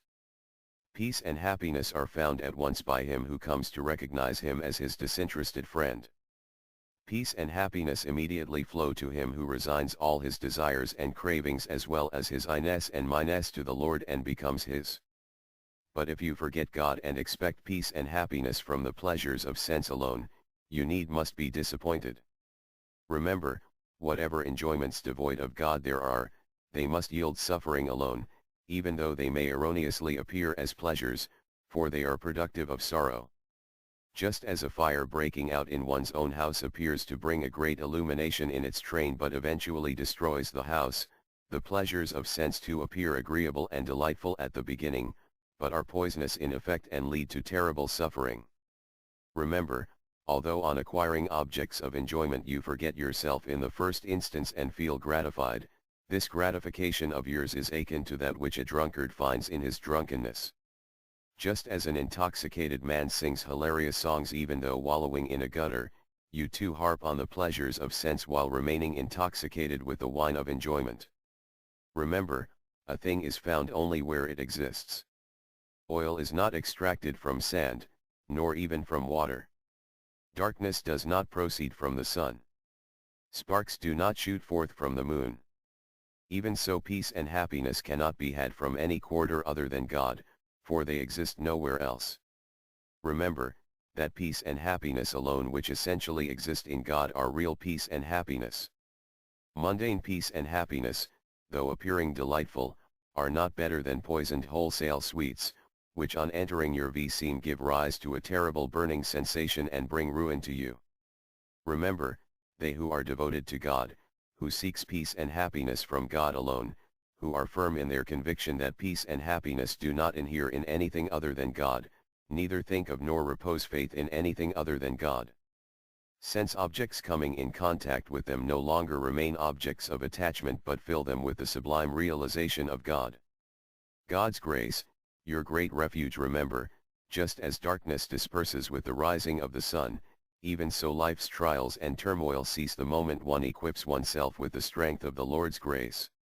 Remember, the so-called troubles and difficulties exist only in your mind. It is your mind, steeped in carnality and viewing this phenomenal world as real, which creates around itself Cimmerian darkness. Armed with the strength of divine grace, it gets disillusioned and cleansed of all impurities. Thereafter it never dreams of any trouble whatsoever. Everywhere and at all times it enjoys the ever blissful vision of the Lord's grace. Remember, pairs of opposites such as life and death, union and separation, gain and loss, honor and ignominy, applause and censure, victory and defeat, no longer affect the mind. On the other hand, they all become delightful facets of the benign lila, sport, of the all-gracious Lord. Remember, so long as you feel that you are under an unlucky star and in deep distress, miserable, shelterless, frustrated and desolate, you have not availed yourself of the supreme strength of the Lord's grace. The moment a man begins to lean on his grace, his star assumes a lucky aspect, the clouds of misfortune get dissipated at once. And having got this supreme anchorage, the mind is filled with delight, the feeling of frustration and desolation vanishes forever. Can such morbid feelings of despair and helplessness linger in the mind of one who has taken refuge in the grace of the Lord? Remember, you are qualified for the Lord's grace, a fit recipient of His love. Indeed, you are His own and beloved too. Whatever the world may think of you, whatever you may appear in the eyes of the world miserable, unhappy, detested, humiliated, neglected, destitute or even filthy, this does not in any way lessen His love and affection for you. A doubt about its slackness would arise only in the event of a change in the nature of the Lord, the friend of all creatures. As the Lord Himself is eternally the same and uniform, so is His universal love, which constitutes His very nature.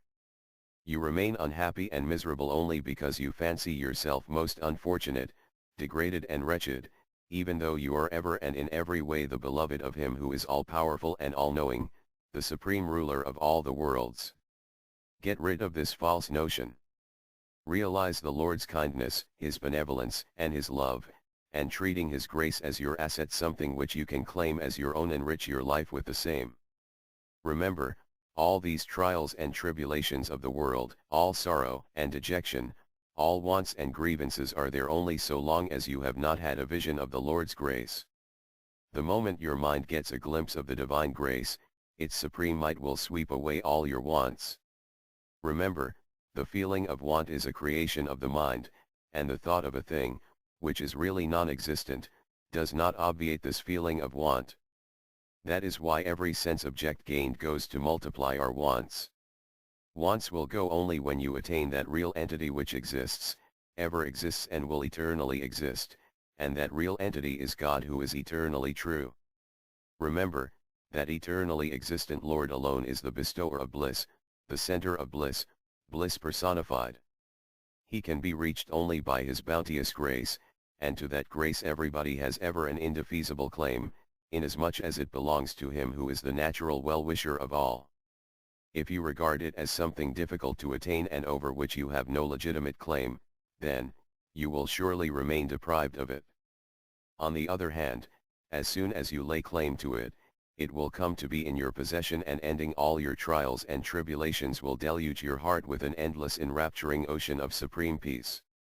Refuge in God averts all calamities. Remember, God is omnipotent, omniscient, and your greatest friend. Have faith in Him. His grace will surely deliver you from all bondage, rid you of all calamities, and extricate you from all difficulties. Trust His following utterance in the Gita: however great a sinner one may be, the moment he approaches me for protection, I absolve him of all sins and turn him into a saint and a devotee. Thereupon he secures lasting peace. Such a devotee of mine never falls. Fix your mind on me, then my grace will enable you to surmount all difficulties. Remember, to take recourse to harmless external remedies for averting a calamity or danger is neither undesirable nor sinful. But it is not certain that such remedies will invariably end your trouble, for the potency of such remedies is limited and meager. God, on the other hand, is an inexhaustible storehouse of immense power. If you take refuge in Him and solely and entirely depend on Him, that vast divine power will begin to help you. When you can easily secure the help of an infinite and great power, why should you waste your time in running after a finite and trifling power? Remember, however great your calamities, however thick the gloom, however terrible your sufferings, however powerful your bondage, if you fall upon entirely depend on the power of divine grace, you will find yourself resting in the abode of bliss, which is free from all these.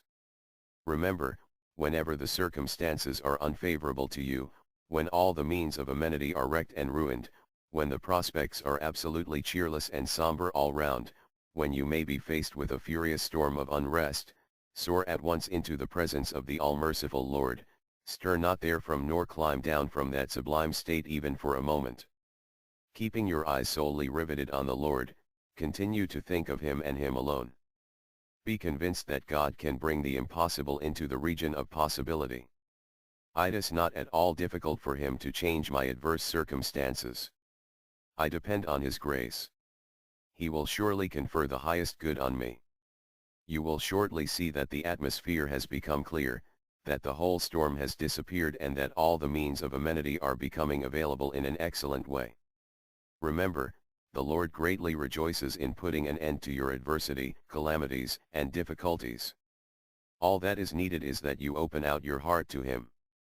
Be not afraid, never harbor depressing thoughts in your mind. Never think that you have to wander in the wilderness of gloom, adversity, and misfortune forever. It is a kind of sin to think like that in the kingdom of the all-blissful Lord. Remember, whatever your condition, wherever you stand, in whatever adverse circumstances you may be, the Lord's long arms are ever sufficient to protect you. The Lord can rid you of all suffering, adversity, bondage, and gloom, nay, cheer you up and illumine you with the light of divine wisdom, not only you but the whole of this vast universe. Remember, before the power of divine grace, whose potency is beyond measure, your sins and afflictions, the storm and stress of your adversity and misfortune are too small to stand. Remember, your want of faith alone is the greatest misfortune for you. Have faith in the Lord, His loving nature and His kinship with you. Advance towards Him, depend on Him. By the great power of His grace you will be easily rid of all troubles, bondage, and the darkness of ignorance.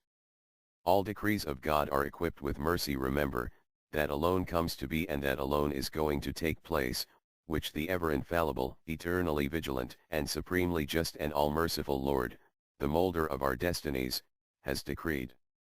You can neither alter nor escape from it by any effort or strength of yours. Remember, however much you cry, or wail, fret, or curse, rave or roar, nothing will avail. You must suffer whatever has been ordained for you, be it with a groan or applause. Remember, God is ever benign. No decree of His can be unpropitious or even divorced from auspiciousness, no matter if it appears adverse or unfavorable to you due to your cramped, short-sighted or perverted vision. Even though it appears adverse or unpropitious, you will have to undergo it at all events, but in doing so you will feel miserable and suffer severe mental torture. Remember, besides being eternally benign, the Lord is omniscient too. He directly knows wherein lies your real good, what is your real need. He is omnipotent, inherently capable of satisfying every need of yours. He is ever infallible and capable of error, and he is your supreme and disinterested friend by nature, is constantly and unaccountably benevolent to you. Therefore, every dispensation of his, howsoever it may react on you, is absolutely benignant for you. If you persuade yourself to believe it, you will ever remain completely immune from all fears and grief and be able to experience the supreme joy and everlasting peace. Remember, everybody in the world is seized with fear and tormented with grief. Every living being and inanimate object here is perishable. Man is ever haunted by fear of destruction, and he is agonized with grief when destruction actually befalls him. Everyone is troubled with the fear of losing that which one has come to regard as one's own, such as one's kith and kin, animals and other possessions, status, honor, prestige, life, and health. And loss of anything considered as one's own gives rise to grief. No one is immune from this fear and grief. But if you pin your faith in the benign dispensation of the Lord, who is the very embodiment of auspiciousness, you will be completely rid of this fear and grief. For, then you will neither regard any particular thing as your own, nor will you view the loss of anything as a curse. Remember, these are the two aspects of abhinavisa, instinctive clinging to worldly life and bodily enjoyment, which keep humanity in its grip, viz., fear of annihilation preceding the actual destruction of an object and the grief following in the wake of destruction. In the eyes of a believer in God, however, both fear and grief cease. Remember, whatever befalls you as your lot comes through the benign dispensation of the Lord, the very embodiment of auspiciousness.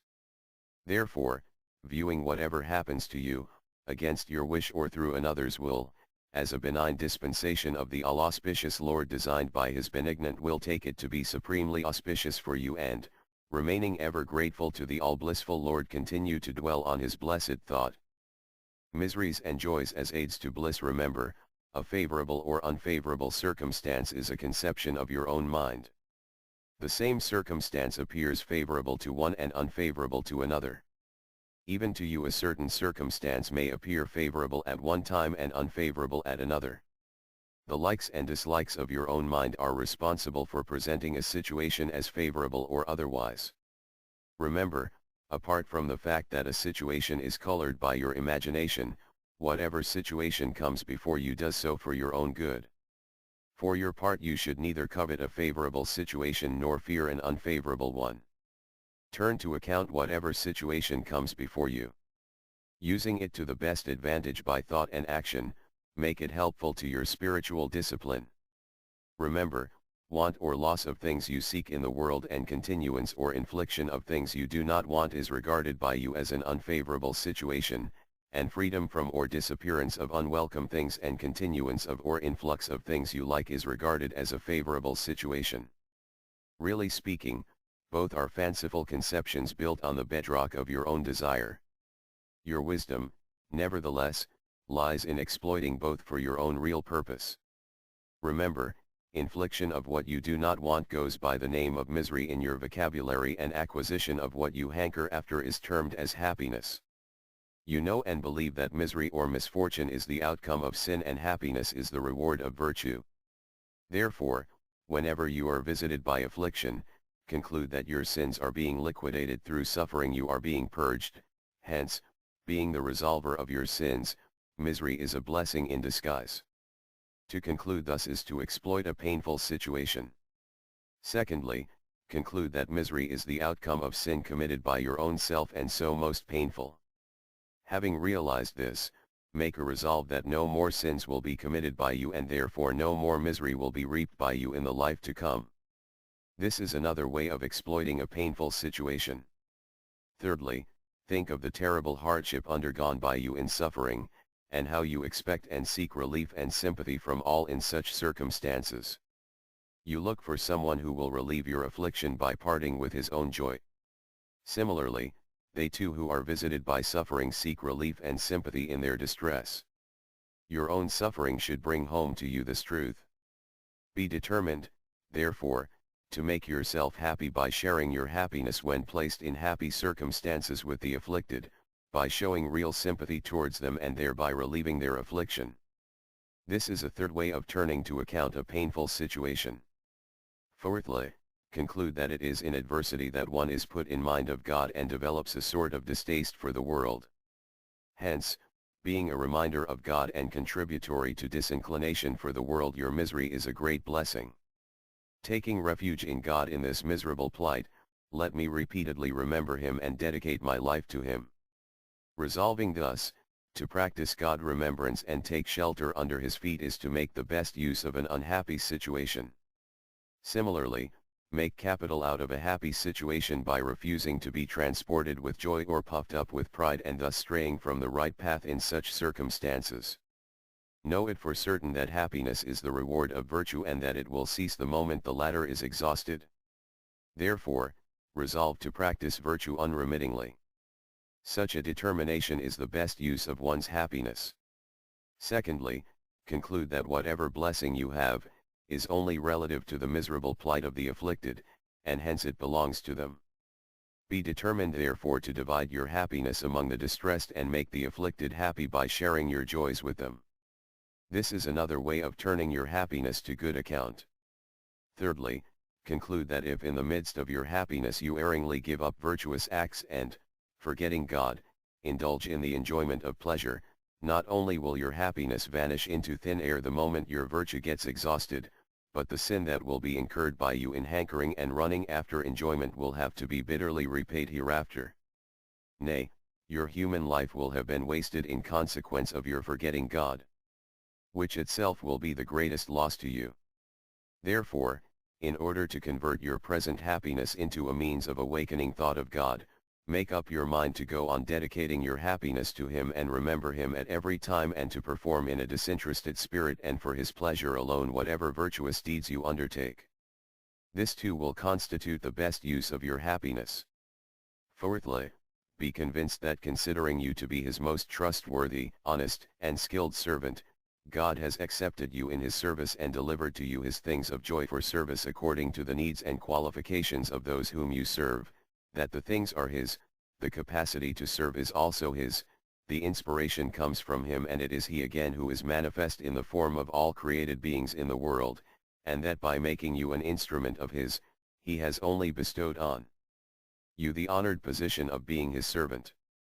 Therefore, regarding the things of joy as belonging to Him, resolve to employ them honestly, diligently, and carefully in His service incessantly according to the deserts of those you serve, and deem yourself blessed while doing so. Nay, you should immediately start doing so. Thus you will be making the most of a happy situation. Remember, if in this way you carefully turn to account your joys and sorrows, your favorable and unfavorable circumstances, they will prove helpful to you in attaining the real goal of your life, viz., God realization. Therefore, neither crave nor seek to alter any particular situation you may find yourself faced with. Make the most of whatever situation confronts you. Instead of visualizing any situation as favorable or unfavorable, take it to be a play of the Lord's Maya. Simply go on watching it and without being affected in the least by it, remain established in your real self. In this way too you will be making the best use of your circumstances. Will and woe both are God's lilies. Remember, you are not the body. Hence you are neither subject to birth nor to death. It is body that undergoes birth and death. You are not the mind either, hence the joys and sorrows of mundane existence cannot affect you agreeably or adversely. You are not even the vital air, hence hunger and thirst cannot agonize you. You are the spirit eternally free, untainted by Maya and enlightened. If you consider yourself diseased and afflicted and subject to death, your ignorance will only be confirmed thereby. Remember, worldly will and woe, birth, and death are attributed to Him alone who is rooted in prakriti, matter, who is identified with the evolutes of matter. He alone is diseased. You are, really speaking, the spirit beyond matter, are ever free from malady, be established in your own being, the spirit, be self-poised, OSBSIO. all the agonies attendant on the malady of metempsychosis will come to an end. The ocean of mundane existence will get dry for you. Remember, if the world process is a pastime of the Lord, creation and dissolution are the two phases of his play. Birth and death are the two inevitable parts of his Lila. The soft mellow light of the festal lamp burning in a lying-in chamber and the stinking and cracking flame of a funeral fire in a crematory both represent a benign pastime of the benignant Lord. A strong and robust body full of vitality and vigor and possessed of comeliness and other attributes, on the one hand, and an emaciated, weak and feeble body a mere skeleton, on the other, both are equally characters of the divine play, both are equally blissful. Remember, he alone dreads worldly ailments and afflictions and death, who looks upon the body alone as his self or who has no faith in the benign pastime of God, the director of the world drama. Remember, on deep thought the maladies and misfortunes etc., of mundane life would appear propitious and benignant from every point of view. 1. The morbidities accumulated in the body are drawn out, thereby purifying the body. 2. The fruit of one's evil action done in a previous existence is reaped in the form of a malady and misery etc., and the action gets neutralized in this way, rendering one pure to that extent. 3. Man becomes humble while ailing and undergoing suffering, a distaste for worldly pleasures is aroused in him, he gets an idea of others' afflictions, is shorn of pride and put in mind of God, with the result that his mind gets purified. Judged from this point of view, sickness and suffering etc., purify one's body and mind as well as one's stock of karma. Remember, if one comes to look upon ill health and misfortune etc., as a benign dispensation of God and discerns his beatific grace flowing through them, divine grace is easily attained. Remember, if during the period of his illness and calamity etc., a man comes to believe that he is going through a course of austerities, the agony caused by his malady and woe etc., disappears and the reward of austerities is easily obtained. And by looking upon death as extinction of individual or mundane existence final beatitude or liberation is attained. Remember, if during our illness, misfortune etc., we feel that our most beloved Lord is pleased with these and that our supreme gratification lies in his pleasure alone, our malady and affliction etc., instantly turn out to be supremely gratifying in that they are conducive to the pleasure of our most beloved Lord, and love for the Lord is awakened in us. Remember, if the Lord himself is perceived in the form of illness, adversity etc., or death if we firmly persuade ourselves that it is the Lord alone who has appeared in the garb of illness and calamity etc., nay, even of death, the rare good fortune of enjoying his sweet embrace is actually had. Remember, if it is imperative to undergo treatment in the form of taking medicine etc., with a view to counteracting a disease and hardship etc., according to one's asrama or stage in life and circumstances, it should be taken in a disinterested spirit as a matter of sheer duty or for ensuring the pleasure of the Lord, and not with the hope and desire of ending the illness and suffering etc., nor again out of attachment for one's body, any living being or object. Even as Arjuna was asked by the Lord to take up arms and fight without any hope or attachment and free from the fever of craving and to resign all actions to him, every action of ours too should be undertaken for the pleasure of the Lord, for the sake of carrying out his behest or for implementing a decree of the Lord and not as impelled by any egotistic feeling, attachment, or desire. Cultivate continuous God consciousness. Remember, you never turn your eyes towards your own foibles, evil thoughts, and evil intentions, that is why you discover faults in others, nay, dwelling and brooding on them, you burn day and night and aggravate your own faults. Remember, the habit of discovering faults in others will naturally give rise to hatred for them and hatred ripens into malice. Malice seeks destruction or degradation, hence it culminates in enmity and violence. The result is that even after death enmity and violence continue in the lives to come, constantly giving rise to sin and agony. Remember, when you discover others' faults, their condemnation automatically follows. And when a man spitefully condemns another, such condemnation naturally involves exaggeration and falsehood too, and sometimes false accusation as well. In the first place, none relishes even one's right condemnation. If, on the other hand, a man hears himself condemned on the basis of a false charge, he is stung to the quick. Besides being aggrieved, he also turns out to be an enemy of the man who condemns him. The fire of vindictiveness blazes forth in his heart, which torments both the parties. Remember, when you cease to cherish a feeling of amity towards another, when you develop a cavilling eye, when your subconscious mind feels inclined towards and delights in prying into his or her faults, dwelling on them and exposing them, though outwardly you may not be aware of it, your cavilling spirit grows as a matter of course. Then it is not certain that the faults that you discover in him actually exist in him. Falsely assuming the existence of faults that do not really exist, your mind constantly dwells and broods on them and your eyes perceive them day and night. Consequently your life gets imbued with faults. You no more find anyone good in this world. Everyone appears vile and depraved and everyone appears to you as your hater and enemy. Your life gets disquieted and your moments pass in perpetual agony. Mind you, what is conducive to your supreme good is that you constantly think of God with your mind and perceive God and God alone in all, at every place and time with your eyes aided by reason and concept. Devote your external life entirely to His service and gratification. Then you will cease to perceive others' faults. On the other hand, you will ever enjoy His beatific and delightful vision in all. Nay, you will experience infinite peace and joy at every moment. Mind you, prying into others' faults is unquestionably harmful in every way inasmuch as it leads to hatred, malice, strife, enmity, violence, suffering and tortures in hell. Nay, it is never conducive to our good to direct our eyes to worldly virtues either, for this gives rise to a feeling of mindness with regard to those possessing such virtues. Of course, if you perceive others' virtues, that is much better than prying into others' faults. Therefore, do observe the good points of others, but do so with the consciousness that God is present in all.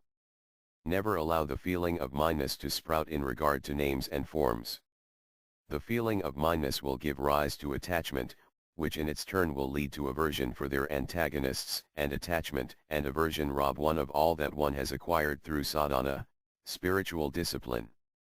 Hence, instead of fostering the feeling of mindness and attachment, cultivate God consciousness and extend your disinterested love to all, recognizing them as so many manifestations or embodiments of the deity, and fulfill your life by rendering disinterested service to all to the best of your ability.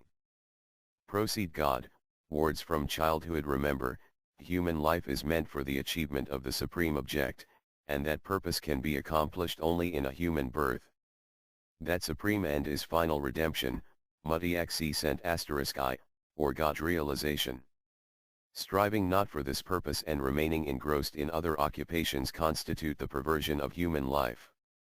This gross error should be scrupulously eschewed. Remember, you have been granted the privilege of a human birth only for attaining this liberation, *FET, or God realization. Therefore, life is to be built up from the very childhood with this end in view. It is nothing but stupidity to believe that this is a pursuit suitable for the old. Who knows whether one would grow old or not? Who can assert that one shall not die even in one's tender age? Hence the adults of a family and sensible youngsters should from the very beginning create such an atmosphere and conduct themselves in such a manner that the seeds of a holy and spiritual life may be sown even in early infancy and may sprout after years. Remember, Mother Madalasa instructed her children in the knowledge of Brahma, the Absolute, through her very lullabies. Similarly, Prahlada's godlike mother, Kayadhu, made it possible for Prahlada, while he was still in her womb, to receive instruction in the path of devotion, Bhaktisphya, through the celestial Narada. In order that the air of a home should breathe the presence of God and exert a salutary effect on a child's mind, discourses on the Puranas were held in every house, and parents and grandparents used to narrate to their children and grandchildren stories from the Ramayana and the Mahabharata. And it was with this end in view that there was a praxis among the people to take, put on paper or utter the name of God in numerous ways and forms while rising, bathing, taking one's meals, yawning, sneezing, commencing one's studies, undertaking a journey, meeting someone, writing letters, going to bed and even at the time of death and throughout the way while carrying a dead body to the cremation ground. The 16 or more samskaras, sacraments, praying to God 3 times a day and the nityakarma, the daily routine of devotions, were prescribed only to maintain this practice. Remember, Prahlada and Dhruva were mere children who in their very infancy attained blessedness by winning the Lord's grace. Even today everyone feels purified by the very utterance of their name, as well as by reading and hearing of the anecdotes of their life full of faith in the Lord. Remember, in order to turn one's life towards God, it is absolutely most essential that one should abjure once and away evil propensities, immoral conduct, vicious thoughts, and unholy company, and cultivate ideal virtues, an exemplary conduct, noble thoughts, and the fellowship of godly people. Reverence, faith, obedience, discipline, well-regulated life, temperance, plain living and sense control are the main factors helpful to such a course of life. Therefore, start developing these virtues in a reverential spirit even from your childhood. Remember, bowing down at the feet of one's parents, serving them and administering to their comfort in every way, showing respect to and obeying one's teacher, offering daily worship and devotions, saying the Sandhya prayers every morning and evening, practicing japa, muttering of the divine name and other sacred formulas, and regular study of the scriptures and holy books according to one's grade in society and service of afflicted men and women, are very healthy practices leading to one's spiritual advancement. Nay, they bring one sound health, happiness, prosperity, fame, learning, power and honor even in this world. Remember, devotional practices and aversion towards sense enjoyments are essential prerequisites for God realization. Bend all your energies in this direction. Always remain alert and go on striving. Remember, the utility of wealth, learning, might, manliness, eminence and prudence lies only in their being conducive to God realization, otherwise, they are all useless and hurl one into the hellfire. Welcome all that helps God realization. Remember, the supreme and ultimate end of human existence is to realize God or to attain God love. Whatever living being, material, object and opportunity have been secured by you here should be directed solely towards this end in the form of God realization or attainment of God love. Remember, the best use of the living beings, material objects, and circumstances which balk your efforts for God realization or attaining God love is to cease owning or accumulating them, to renounce them, to get rid of your attachment and sense of possession with respect to them, and to ignore them. It is because you have them that you should scrupulously reject them, recognize the stumbling blocks and remove them. Remember, God realization or attainment of God love is the summum bonum of your life, the sole personal end worth achieving. To make use of living beings, material objects, and circumstances which hinder the realization of the summum bonum or personal end is to court and augment obstacles. These obstacles will only go to foster hindrances in your life, however attractive, welcome, charming, and useful these obstacles in the form of living beings, material objects and circumstances may appear and bear a relation of the most loving affinity to you. Remember, as regards living beings, material objects, and circumstances which are helpful in realizing the summum bonum or the sole personal end in the form of God realization or the attainment of God love, their utility lies in possessing, preserving, and promoting them, recognizing them as most essential and useful, getting attached to them and regarding them as your own, and remaining in contact with them every moment of your life, no matter if they outwardly appear as frightful, undesirable, conducive to ignominy or suffering, or even harmful. Remember, that possession, that good fortune, that privilege, that physical frame, that pursuit, that relative, that deity and that moral duty is never worth treasuring and making the most of, which stands in the way of your God realization to the least extent, for such hindrance alone is prejudicial to your real interest. Remember, that calamity, that misfortune, that degradation, that disqualification, that bodily injury, that inaction, that wicked fellow, that vile deity and that irreligion too is worth treasuring and making the most of, which lends cooperation and help in the path of God realization, for it is through this cooperation and help that your real interest is served. Remember, Forgetting this real interest of yours, if you get attached to objects of enjoyment, living beings, material objects, and circumstances appearing attractive at first sight and possessing glamour of their own, you will fail to realize your summum bonum and will have frittered away your human life. Remember, to conceive a fondness for luxuries appearing attractive at first sight and to devote one's life to their pursuit, forgetting God, is just like partaking of a dainty dish contaminated with deadly poison as something delicious, or setting one's house on fire and trying to get illumination from that conflagration. Remember, there is no knowing when this human life may come to an end. Therefore, most scrupulously directing your life towards the attainment of the highest end of human pursuit, make it a point to realize it at the earliest date. Herein lies your wisdom that constitutes your good fortune, that is the highest virtue and that is your paramount duty. God is attainable by desire. Remember, 1. God is attainable through desire. Of course, this desire should be of the nature of a want which is exclusive and must be supplied. 2. God is ever integral and therefore his realization too is nothing but integral. 3. God is never disunited once he is realized. Once realized, he is realized forever. 4. The desire and systematic effort to realize God will control the senses and purify the mind. Thus sins will not be committed. 5. Feelings of attachment and aversion, enmity and antagonism, hope and the sense of ownership and the like will disappear even as one endeavors to realize God. Therefore, peace will reign in the heart even during the period of striving for God realization. 6. If our desire and effort for God realization continue, we shall not feel sorry in departing from this world. 7. Constant desire and effort for God realization will keep the mind attached to God at the last moment, when recollection of God will be an easy affair. 8. Mental union with God at the time of death will undoubtedly bring about God realization after death. Remember, 1. Objects of sense enjoyment are not attained through desire but through meritorious action done in the past. Who does not hanker after wealth and progeny, honor and power? But their possession is not a matter of course. It requires the seed of meritorious action. We reap what we sow too. All enjoyments are partial. So whenever and whatever enjoyment is had, it will be lacking in some respect. Hence our want will never cease. And unhappiness consists in want. 3. Parting from enjoyments is inevitable.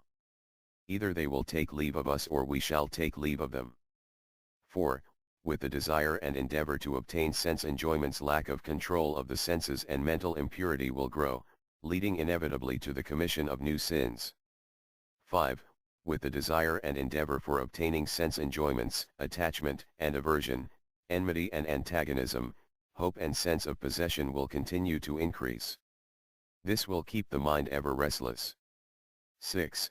If the mind is busy hankering after and striving for the acquisition of sense enjoyments, and if it continues to entertain a sense of possession with respect to objects of such enjoyment, great torture will be experienced while leaving this world at the time of death. 7. Desire for securing enjoyments and a sense of possession and attachment with regard to them will keep the mind attached to one enjoyment or the other at the time of death. The recollection of enjoyment alone will be inevitable at that moment. 8. Attachment of the mind to enjoyments at the time of death and accumulation of sins for a whole lifetime under the prompting of desire for enjoyments lead to terrible torture of hell and repeated births in lower and demoniac forms. Remember, it is easy and certain to attain God through mere desire, but it is entirely uncertain and extremely impossible to secure enjoyments by desiring them even 1,001 times. Of course, the desire for God should be such as cannot be satiated with any other thing. Remember, out of these two you can choose any one for yourself. One means the highest consummation of human life and liberation from the cycle of transmigration resulting in the attainment of eternal bliss. The other means complete failure of human life and the reaping of terrible miseries and torture while wandering in the cul-de-sac of metempsychosis. Remember, life is fleeting. Death can come any moment. Success and eternal bliss must be a man's objective. Therefore, apply your life to that end and be rewarded. Marks of enlightenment. Remember, he alone is a true man of wisdom, who is really established in the self, and such a man of wisdom a person identified with the spirit and no longer regarding the body as his self ceases to have any connection with action, nor do the scriptures, laying down injunctions and interdictions, have any authority over him. But if, during the period of his sadhana, he has lived in seclusion, practiced meditation, and followed the method of inquiry alone, he would cease even from noble pursuits, remain indifferent to the world and lead a solitary life even after attaining wisdom, while he who has spent most of his time in a course of spiritual discipline, in disinterested action and worship, would naturally remain engaged in noble pursuits, humane acts in a disinterested spirit. His remaining bodily engaged in action or otherwise depends on his erstwhile disposition. Really speaking, he is ever actionless, because there is none in him to claim the doership of action.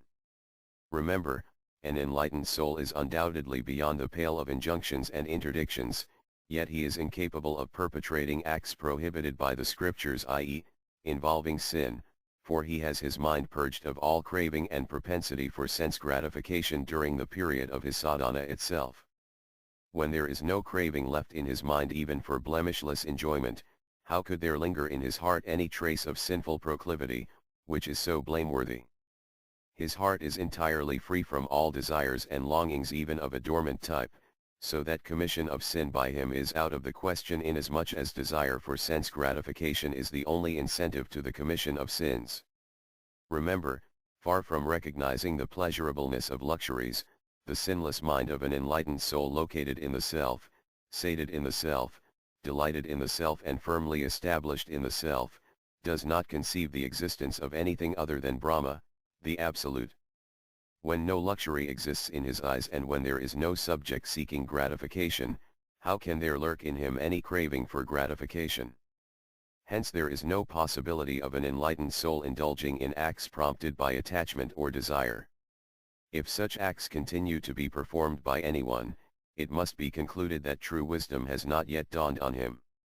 Remember, though untouched by action, the personality of an egoless jnani, art, will survive and will be found to undergo both agreeable and disagreeable experiences according to good or evil prarabdha, I equals till the destiny responsible for his present life has been worked out.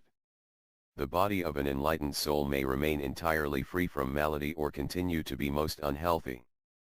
His personality may enjoy great honor and fame or suffer rank ignominy and ill repute. He may have an undiminished number of progeny or lose all his sons one by one. But the world ceases to exist in the experience of an enlightened soul and its unreality stands proved in his eyes. Hence he is never unsettled or shaken from his fixity in the self by any favorable or unfavorable worldly event or situation.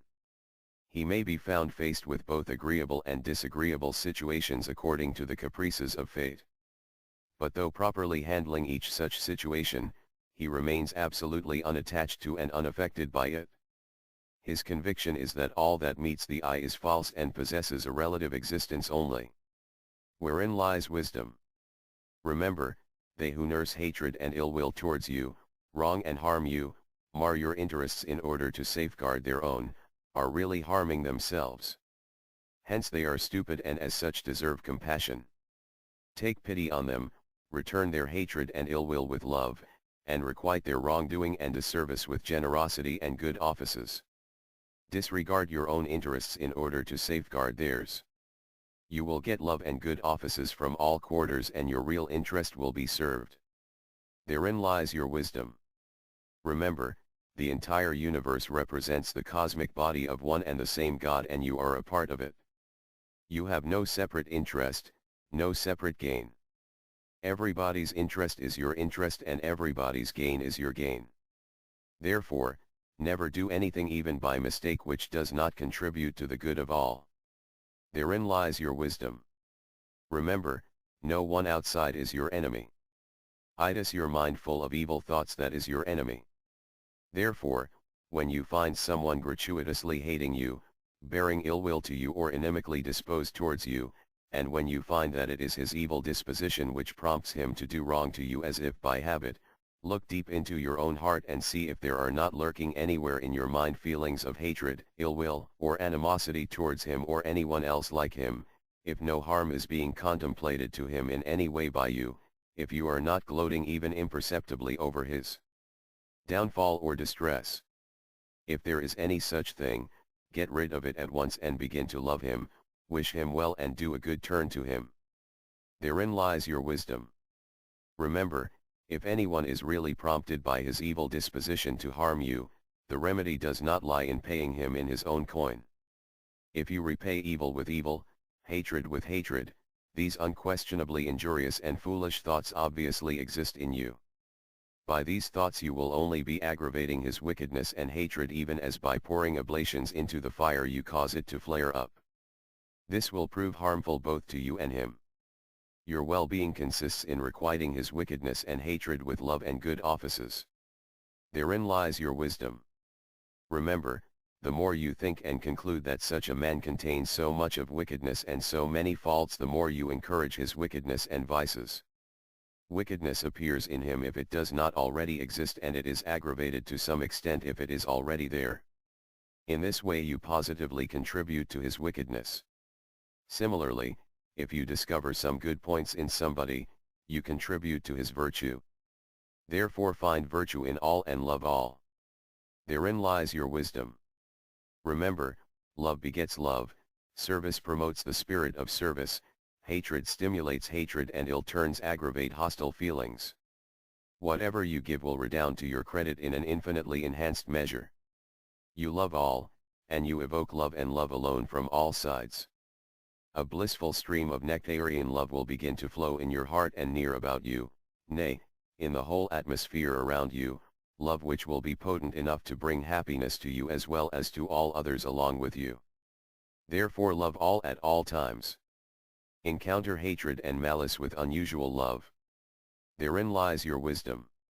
Remember, the more you love without any selfish motive, the nearer you find yourself to God, for God is all love. And as proximity to God develops, the easier it becomes for you to perceive him in all. Then you will see everywhere and in all nothing but God and his divine virtues. Therefore do this alone. Herein lies your wisdom. How to tread the Godward path.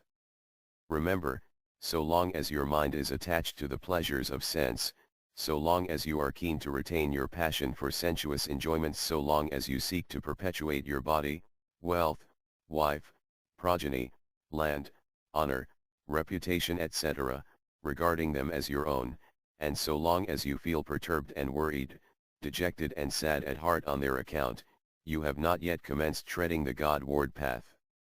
Remember, until you overcome your charm for the pleasures of sense, you cannot turn your face towards God. He who seeks to proceed towards the east must turn his back on the west. Similarly, it is not possible to walk on the Godward path without turning one's back on sensuous enjoyments. Remember, they who recognize the attainment of worldly wealth and prosperity, sons and grandsons, honor and fame, rank and position, etc., as a token of divine grace, know not the secret of grace. The attainment of these intensifies one's charm for them and keeps one engrossed day and night in their thought alone. Thought of the pleasures of sense successively leads to attachment, desire, anger or greed, infatuation, loss of memory and loss of reason, and finally to loss of everything, degradation of the soul. How, then, can there be any divine grace in the attainment of objects that put God out of mind and thereby lead to a spiritual fall? Rather, it is losing sight of the divine grace. Divine grace is there only when the mind gets solely devoted to the thought of God. Remember, divine grace consists in the uninterrupted and undivided thought of God. Thought of God, remembrance of God alone is real wealth, while forgetfulness of God is the greatest misfortune. Facet ta fair, we ta ste, fair fart fam, tart worldly misfortune, in the shape of loss of men and money, honor and fame, is no misfortune, and worldly prosperity, in the shape of their acquisition, is no prosperity. Forgetfulness of Lord Vishnu alone is adversity, and remembrance of Lord Narayana is prosperity.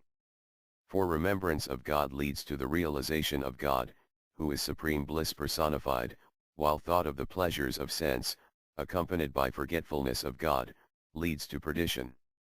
Remember, if you seek to tread the Godward path, you will have to give up the infatuation for the pleasures of sense. Then, if the objects of worldly enjoyment remain with you, they will serve as wherewithal for the worship of the Lord, and you will be worshipping the Lord by discharging your own duties with their help. So long as you are engaged in worshipping the pleasures of sense, you are removed from the Godward path. Remember, the Lord does not appear in a place stinking with the dirt of sensuality. Even if he comes, he goes into hiding. Therefore, cleanse your heart first, then you will be able to have a charming vision of the Lord therein. Remember, the Lord cannot be had by any outward show.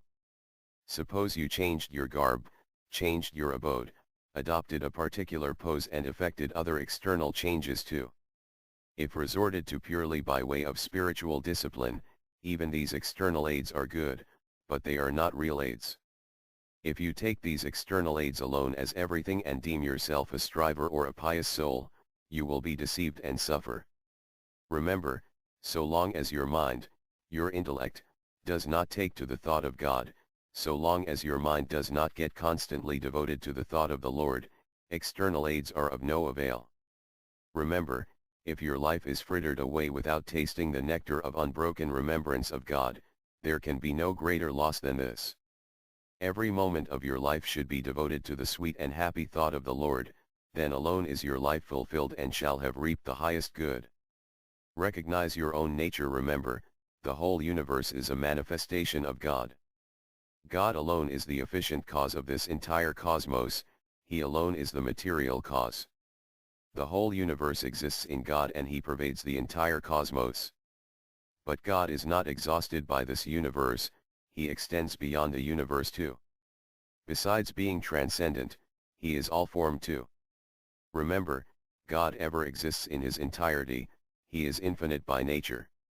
His knowledge, his energy, his lordship, his love, and his joy are infinite. He ever consists of supreme bliss, is established in truth, consciousness, and supreme felicity. It is by virtue of his nature consisting of consciousness and bliss that he manifests himself through infinite forms, infinite states of existence, infinite actions, infinite powers, and infinite glory. Every particle of this universe is pervaded by his integral substance. Remember, though manifest in the form of his creation consisting of diverse changing forms, God never loses in the least degree his immutable integral character. His endless creative energy, his endless existence, his immense power and his unbounded love never suffer the least diminution. This universe is his self-manifestation, self-diversion and self-enjoyment. Remember, it is the same Lord who manifests himself in a personal divine form through his own blissful nature or will. He is begotten by none, he is not bound by any action, he never assumes a material form. He appears to be born while remaining unborn all the time, he takes upon himself varied roles of transformation while remaining ever immutable by nature, he behaves like an ordinary mortal while continuing to be the ruler of all the worlds, the suzerain lord of all the spheres. He reveals himself within space and time while actually existing beyond space and time. He manifests himself in the form of various transformations even though transcending all transformations. Yet he does all this by dint of his blissful will. He is neither bound by action nor does he descend in matter as impelled by ties of karma. Remember, the Lord not only transcends the three gunas, 1, or modes of prakriti, 4 FC, is ever unqualified and devoid of form, he alone is the maker of the universe, the controller of his creation, all-pervading, qualified though formless, he alone constitutes the divine transcendent personality with a visible form and attributes, the inexhaustible storehouse of power, bliss, and beauty, the infinite ocean of mercy, the supreme object of love. Remember, the Lord is your own and you are the Lord's. You are miserable, restless, and agonized only because you have forgotten your eternal identity with the Spirit. This too represents a wonderful sport of the Lord when judged from his point of view. When you come to cognize your relation of identity with the Lord, you will feel his blissful touch in every pastime of the sportful Lord. Your life will then have realized its inherent blissful character and will be transformed into bliss itself. Remember, until you have realized your eternal and inherent spiritual relation of identity with the Lord as pointed out above, you will continue to be burnt by the terrible fire of agony and restlessness caused by want even though you are blissful by nature. Remember, this agony of yours born of want will not be got rid of by any circumstances, condition, object or living being. In your pursuit after happiness in this world you will continue to be entangled by a series of snares of infatuation and to be consumed by the fire of newer and newer wants. Therefore recognize your own nature and that of the Lord and realize the truth that the Lord is yours and you are the Lord's. Expand yourself. Remember, the narrower and smaller the self and self-interest, the greater the suffering, misery, agony, grief, and fear they are attended with. Those who live within the narrow circle of their narrow self, and are dominated by their limited and petty self-interest center round T and mine, the body and the name of the body alone. Nay, their capability also centers round these. Remember, when the self is confined to the body and its name only, it is rendered foul like the water collected in a small pit. The self-interest of such a man consequently becomes ignoble. He seeks to be happy by afflicting others, tries to secure goodwill through anger, and to attain peace of mind by quarrelsome means and desires to evoke love through hatred. But all such efforts of his not only prove abortive like an attempt to extract oil from sand but have the adverse effect of perverting the mind and leading to sin. Remember, if the man whose self is confined to the name of the body and the body alone, ever performs any noble act, it is only to hear his name being exalted to the skies and to secure homage to the mass of flesh and bones going under the name body.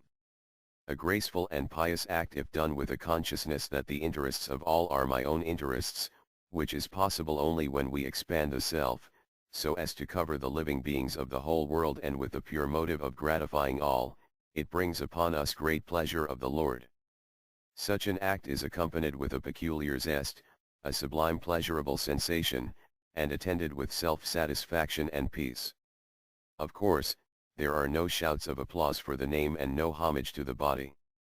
Remember, it is due to petty self-interest that a man is ever solicitous only for his bodily comfort and publicity of name and remains engaged in their pursuit day and night. He gets no time to feel his oneness with the universal spirit, to practice God remembrance as an act of worship to him. Let alone the spirit of worship, he is unable to remember him even for the sake of his own petty self-interest. The sun goes down and rises again to find him engrossed in the thought of sense enjoyments. The result is utter ruination of a human birth. Remember, all living beings in the entire creation have emanated from the Lord who alone pervades every living being. It is the Lord who indwells the heart of all beings as self. Therefore, because of their divine essence they deserve our adoration and service, and considered from the point of view of spirit, all are our own selves. Realizing this truth, expand yourself, let your own self embrace all entirely every moment. Then everybody's interest will become your own. Like the pure water of a running stream, it will become unadulterated, pure, and unsullied, and beneficent to all living beings. Remember, it is the Lord alone, who is manifested as the Spirit. Therefore, even if you regard yourself as a separate entity, think that you are the servant while the Lord in the form of the entire animate and inanimate creation is your master. When this becomes a firm conviction with you, whatever will be done by you will be an act of worship to the Lord, and being an act of worship, every activity and movement of yours will become extremely holy and most propitious. Forget the body, seek the self. Remember, the soul or Atma, A1, which is the knower of the mind, intellect, senses etc., and is the witness of every bodily activity, is eternal, real, spiritual, all blissful, imperishable and immutable.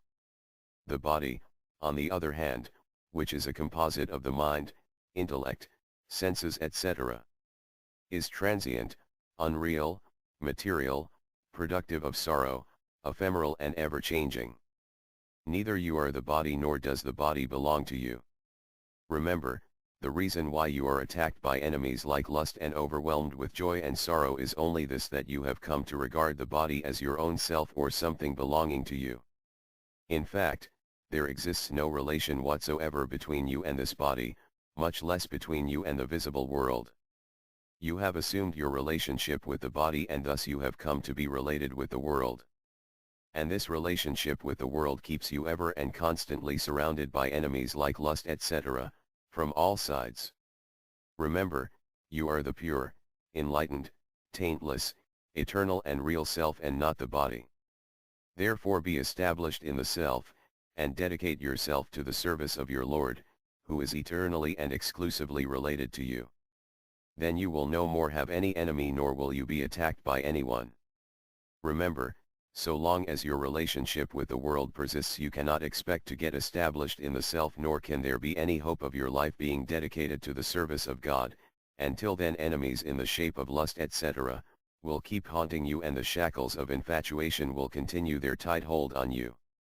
Renouncing this assumed and false relationship, recall and realize your eternal, true, and exclusive relationship with God, who is your eternal comrade and constant companion. Remember, once you recognize God and God alone to be your own, your life will get devoted to His remembrance and thought. Then these enemies in the shape of lust, etc., will perish by themselves. A new and pure zest will appear in your life. It will divest your life of all thorns, tribulations, and obstacles. Such a life will no longer be a life of the flesh. It will be the eternal life of the Spirit. Remember, it is because of your assuming relationship with the body that you find joy in the enjoyments of the world and love them, try to secure them and feel sorry on failing to get them, and it is for this very reason that you have begun to regard enemies in the shape of lust, anger, etc., as your friends. Nay, it is these enemies that have become your life companions. There is not an iota of joy in the worldly enjoyments which you regard as full of joy. They are, on the other hand, productive of sorrows. Therefore, give up at once your assumed relationship with the world. The moment you give up this relationship, your infatuation for the pleasures of sense will leave, and you will become really happy. Remember, in order to give up the false relationships with the world, you will have to adopt one of the following two courses. Either you will have to recognize that you are really speaking the eternal and true self, devoid of all relationships, or that you are a servant of God alone. In fact, you bear no relationship with the world or with any worldly object or body, etc., none of these is yours. Either you are the Spirit or God alone is yours, and you bear an eternal, true, indissoluble, and exclusive relationship with Him. Do not wait for a favorable time. Remember, living beings, material possessions, and circumstances, everything in this world is fleeting, imperfect, and therefore consisting of sorrow. To conceive and seek happiness in them is a mere illusion, and that is why they lead to frustration alone every time. Remember, in the first place, you cannot hope to secure living beings, material objects, and circumstances of your liking. They will be available to you according to your past karma, Purabdha 4R=1, alone. Even if you get them, they will not abide forever, they are sure to part from you or to perish. They too which fall to your lot will come to you only in part. In such circumstances they will always be attended with a feeling of want, apprehension of hostility, and fear of destruction. You will always suffer on their account. Remember, these living beings, material objects, and circumstances have come to you as a result of your past actions so as to enable you to carry on your existence. They have nothing to do with your real life, nor do they constitute the goal of your life, nor again do you need them in reality. Without conceiving any infatuation for or feeling of mindness with regard to them, make use of them as and when necessary. Neither allow your mind to get attached to them, nor regard them as your own, nor hope or seek to derive gratification from them. Remember, God realization or attainment of God love is the sole end of your life. This human life has been vouchsafed to you for that very end, and all the resources and materials of this human body and human life have to be employed for that very end. That is to make the best use of them, and there alone lies their utility. Remember, if, forgetting this sole objective of your existence, you make living beings, material objects, and circumstances the goal of your existence, your life will not only have been spent in vain, but will have to undergo trials and tribulations all the time, and will have further accumulated a fat stock of sins for ruining the prospects of your future lives. Remember, You will be grievously mistaken if you persuade yourself to believe that you will be able to strive freely for God realization or attaining God love on securing such and such living beings, in the form of your own people and relatives, such and such material possessions, comforts and amenities of life in the form of wealth, dwellings, land, learning, means of livelihood, health etc. and such conditions, easy and favorable circumstances. Who knows that you will not be snatched away by the cruel hand of death before you secure such living beings, material possessions, and circumstances of your conception, or that even on securing them you will not be seized with a desire to possess more, and that too on an extravagant scale. Remember, instead of seeking to foster or alter the living beings, material possessions, and circumstances already secured by you, you would do well to apply yourself to God remembrance or spiritual practice with those very living beings and so on, and thereby proceed to make your human life a success. The man who scrupulously and lovingly applies himself to God succeeds in bringing his human life to fruition and thus makes himself blessed. He, on the other hand, who keeps waiting for a favorable time in future, fritters away his human existence, and that is why he has no better lot in store for him than to wail and repent in future. Remember, such a man alone is considered to have thrown away the rare boon of a human life and stumbled into a deep abyss after having climbed up a high state, in the form of human birth, which is a passport for salvation. The greatest folly, remember, if your life remains devoted to luxury, frustration will be the dominating note of your life, which will continue to be miserable and marred with newer and newer misdeeds. Thus human life will not only be wasted but will lead to disastrous results. Repeated birth in the demoniac species and terrible torments in hell will be your lot hereafter. Remember, self-indulgence keeps fanning the flame of attachment and craving for sense gratification. Desire is a fire that always keeps burning you. Gratification of the senses stimulates desire in the same way as fire blazes forth when fed with fuel or clarified butter. Satiety will never come. And if no gratification is had, the frustrated desire itself will take the form of anger and bring about your total ruin. Thus disappointment and agony will continue to haunt you forever. Remember, desire robs one of one's judgment, perverts one's understanding, urges one to fall back upon demoniac properties, with the result that a man given to the pursuit of sensual pleasures commits newer and newer sins every day in order to satisfy his carnal appetites, unmindful of the law of retribution, life after death, God, and so on. Thus never-ending insatiety, misery, and sin become his constant companions. Remember, a man of sinful mind and given to sinful deeds reaps misery even hereafter. Here he passes his days in agony and sinks to a very low level in the scale of evolution after death. This constitutes not only the utter failure of human life but its banefulness as well. In this way human life will not only be wasted but because of its being vitiated by newer and newer sins will prove instrumental in precipitating your tremendous downfall. Remember, far from being the reward or goal of human life, sense enjoyments are the source of misery. Human life is meant for securing complete riddance from all forms of misery, for good and realizing God.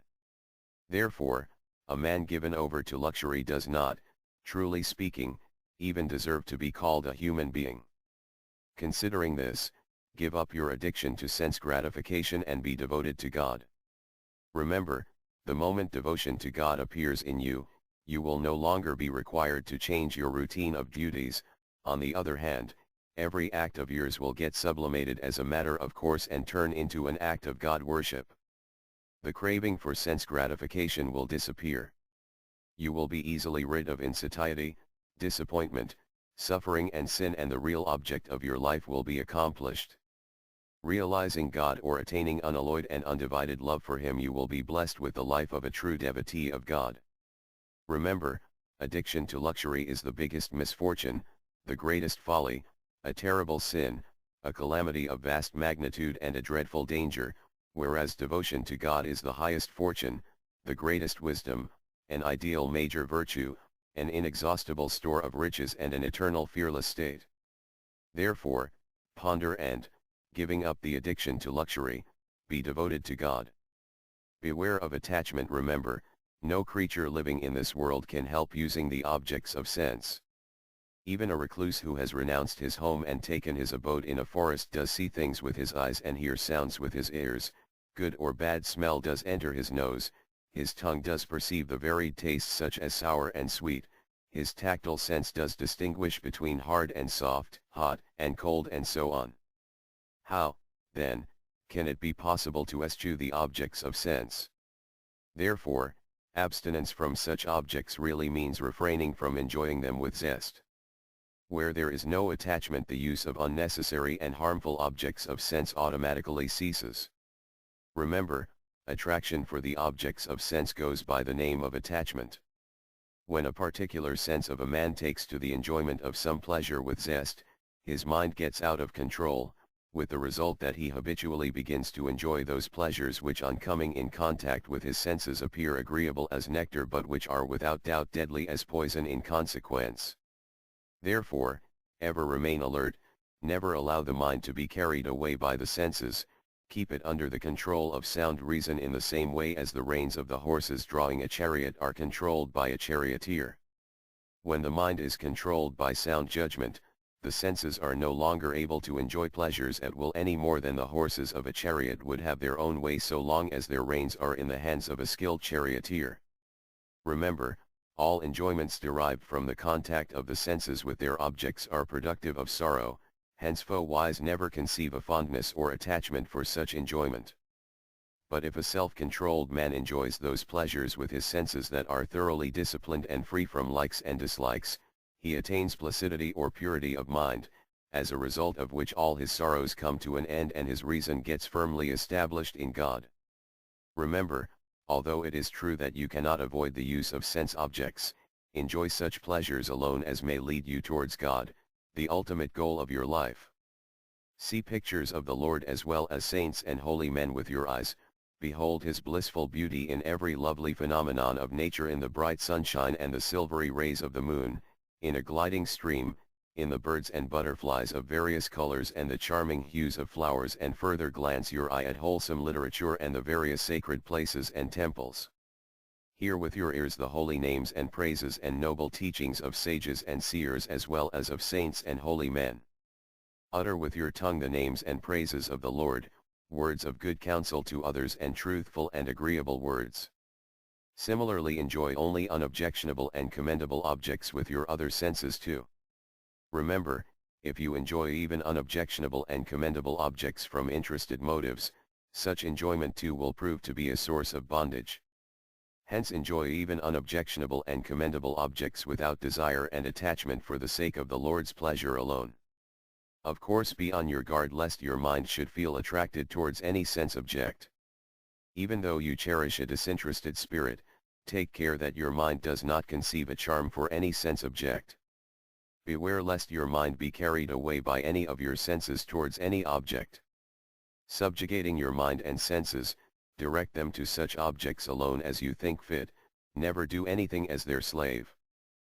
Attachment and desire mean bondage. Remember, attachment and desire mean bondage. There is no bondage in performing the duty awaiting us, without attachment and desire. Work must be done, but it should be done for God's sake, for His pleasure alone. Remember, man cannot remain unoccupied even for a moment. Therefore, work is indispensable. But a work which is done for the sake of God and with one's thought fixed on Him gets rid of bondage. Remember, what has been decreed by fate will be obtained even without our seeking it. That, however, which is denied by fate shall elude our grasp, however much we crave for it and however much we exert ourselves to get it. Remember, work which does not bear the brand of attachment or desire will result in the purification of the heart, attainment of wisdom and God realization. But an act performed with some interested motive will fetch worldly enjoyments alone if it is a meritorious one. Remember, desireless action is conducive to emancipation, whereas work done with an interested motive prolongs the cycle of births and deaths. Desirelessness breaks asunder all the bonds of a man, while desire binds him with ever new chains, although their form may vary. A fetter is a fetter after all, be it of gold or iron. Remember, Itis desire that leads a man to sin. Desire begets sins. Desirelessness leaves no room for sin. Remember, when it is clear that birth, existence, and death are all steeped in suffering, to work for the next world or for a future life is to court an unhappy state. Therefore, to work with a longing for any other sphere is foolish. Remember, all enjoyments lead to sorrow. The Lord says in the Gita, every enjoyment is productive of woe. Therefore, to work with a craving for enjoyment, even in this life, is anything but wisdom. He who bears the great strain involved in action and invites suffering as a reward for the same is verily a fool.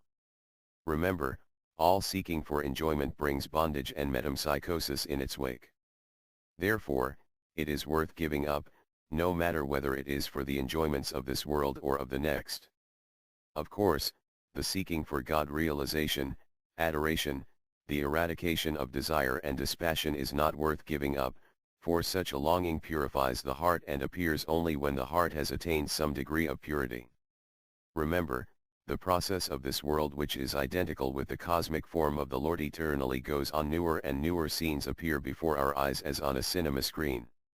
The man who looks upon this divine play as nothing but play and goes on performing his allotted duty heartily enjoys this game. But he who comes to conceive an attachment for it or to entertain a longing for it gets badly entrapped. Therefore, continue to work, but never allow yourself to be caught in the trap. Remember, actions performed for the sake of God will be naturally auspicious. They will be invariably pious acts. They will be free from all talk of seizing others' property and will be untainted by falsehood, deceit, or wiles.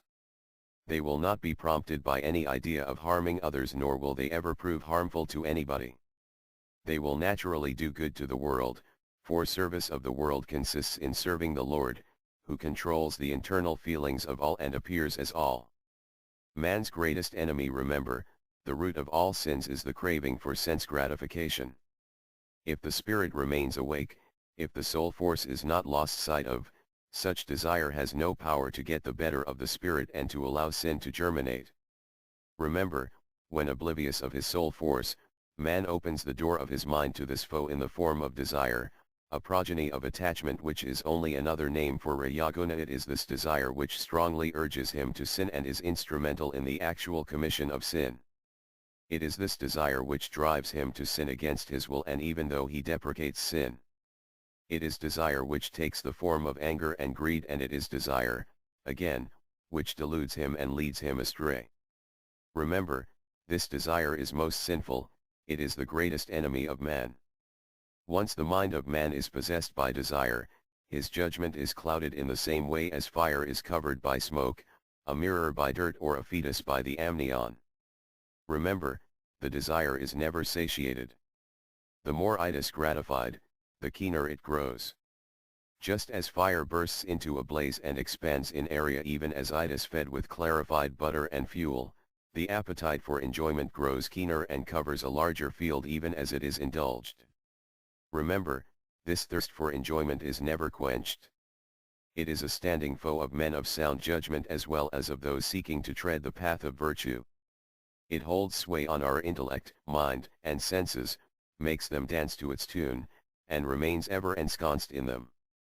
Remember, this desire robs a man of his knowledge and wisdom. It has its seat in the senses, mind, and intellect, and through these it keeps the soul entangled in the cobweb of delusion. Hence first of all we shall have to subdue the senses and the mind. If these latter are rid of the incubus of desire, if they succeed in exorcising it, it will be left without an abode. Remember, it is no hard job for you to subdue the senses and the mind. You have conceded your own weakness and the formidable strength of the senses and the mind. It is this fancied weakness of yours that keeps you in a state of constant fear. If you just recall your spiritual nature, you will discover that your strength is irresistible. The power of all these is insignificant and negligible in comparison with yours. Nay, the potency which appears to inhere in them flows from your own fountain of strength.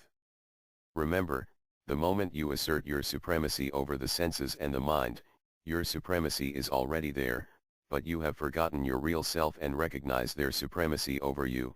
These enemies of yours in the shape of lust and anger, which abide in the senses and the mind, will find themselves helpless and begin to break up.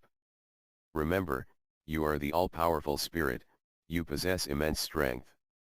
No sin or affliction, no lust or anger, can cross the shadow of your real self or stand your gaze.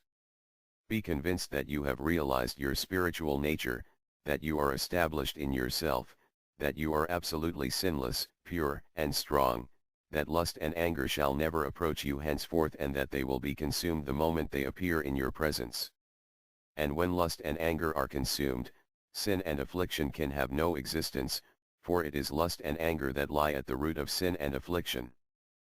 Persuade yourself that you are neither the body nor the intellect, nor the mind nor again the senses, that you are the eternal, pure, and awakened self, that you are unconquerable, everlasting, immortal, uniform, immutable, constant, immovable, the ever-true and supremely blissful.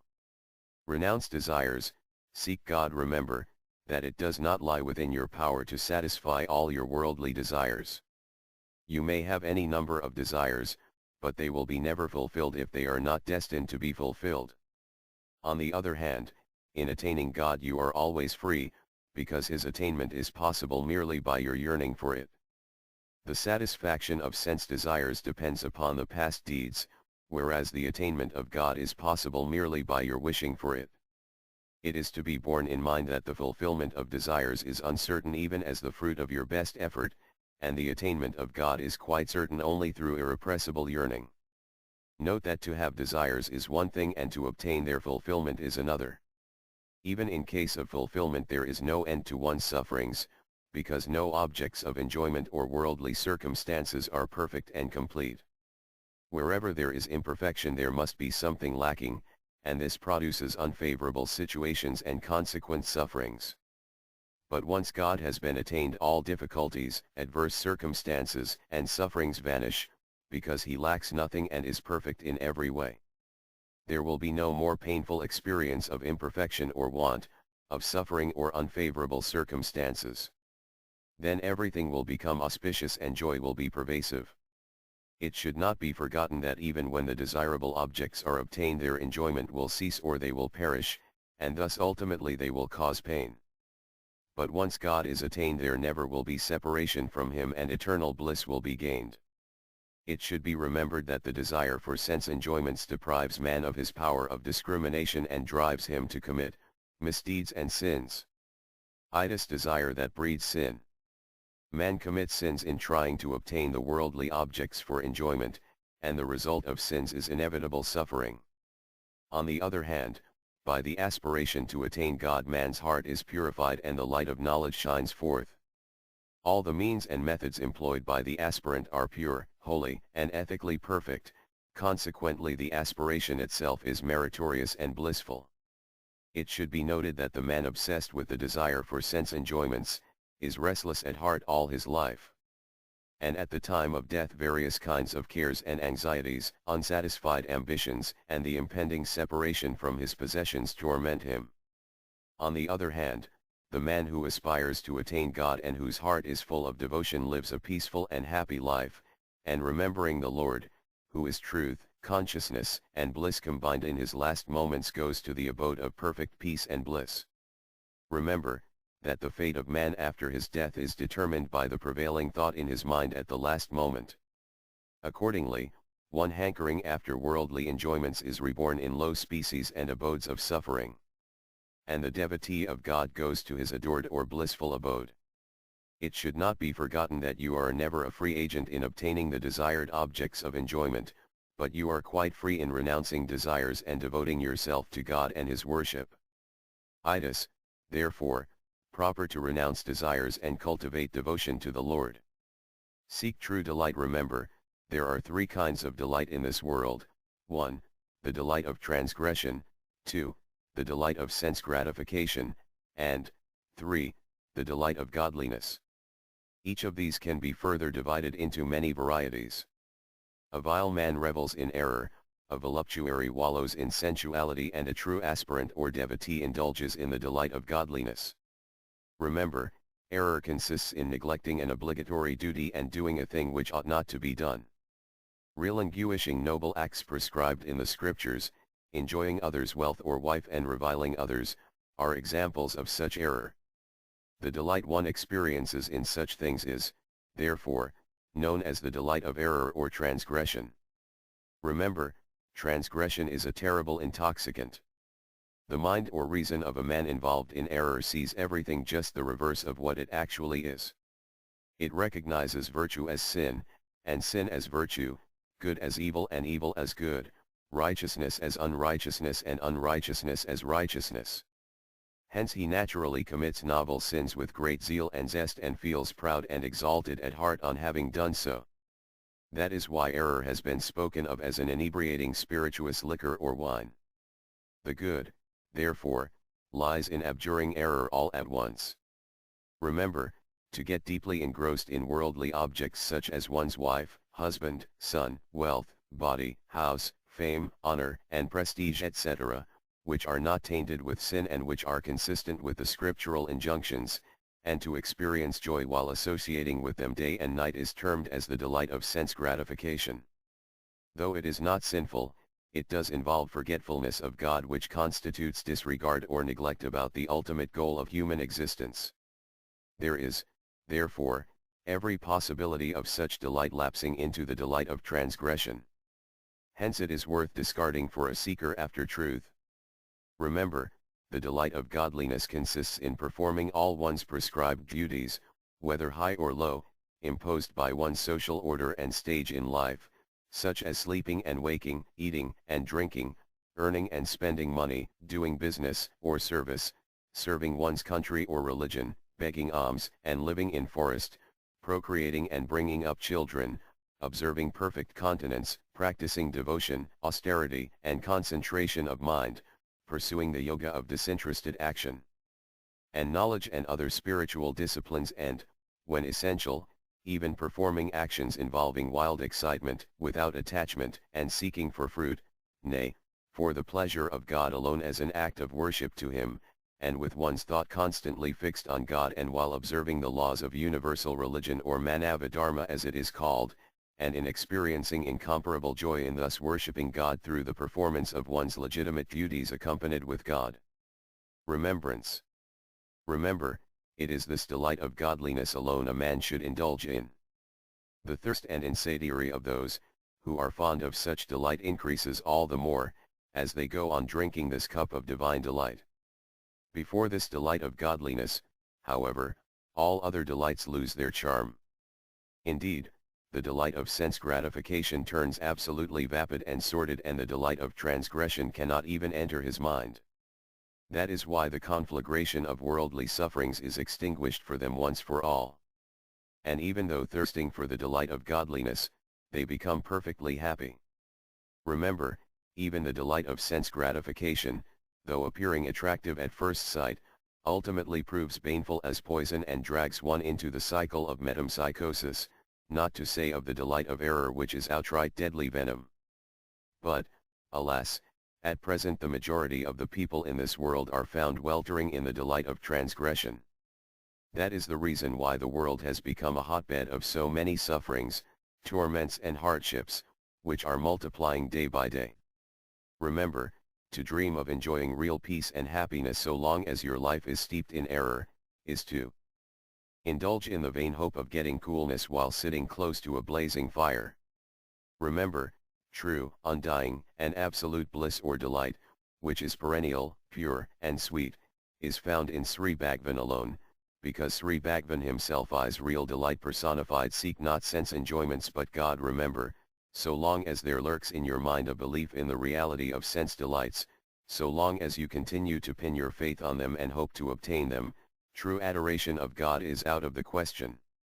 Your mind will continue to crave for the pleasures of sense, the objects of enjoyment will be your objective, and consequently you will be seeking for return at every step. In this way adoration of God on your part will give place to worship of luxury. Even if you hymn His praises and pray to Him or remember and worship Him, that will be only as a means of securing luxury. Remember, prayer and eulogy of God, remembrance and worship of God, even if carried on as a means of securing sense gratification, is neither sinful nor worth giving up, nor is God remembrance or worship useless.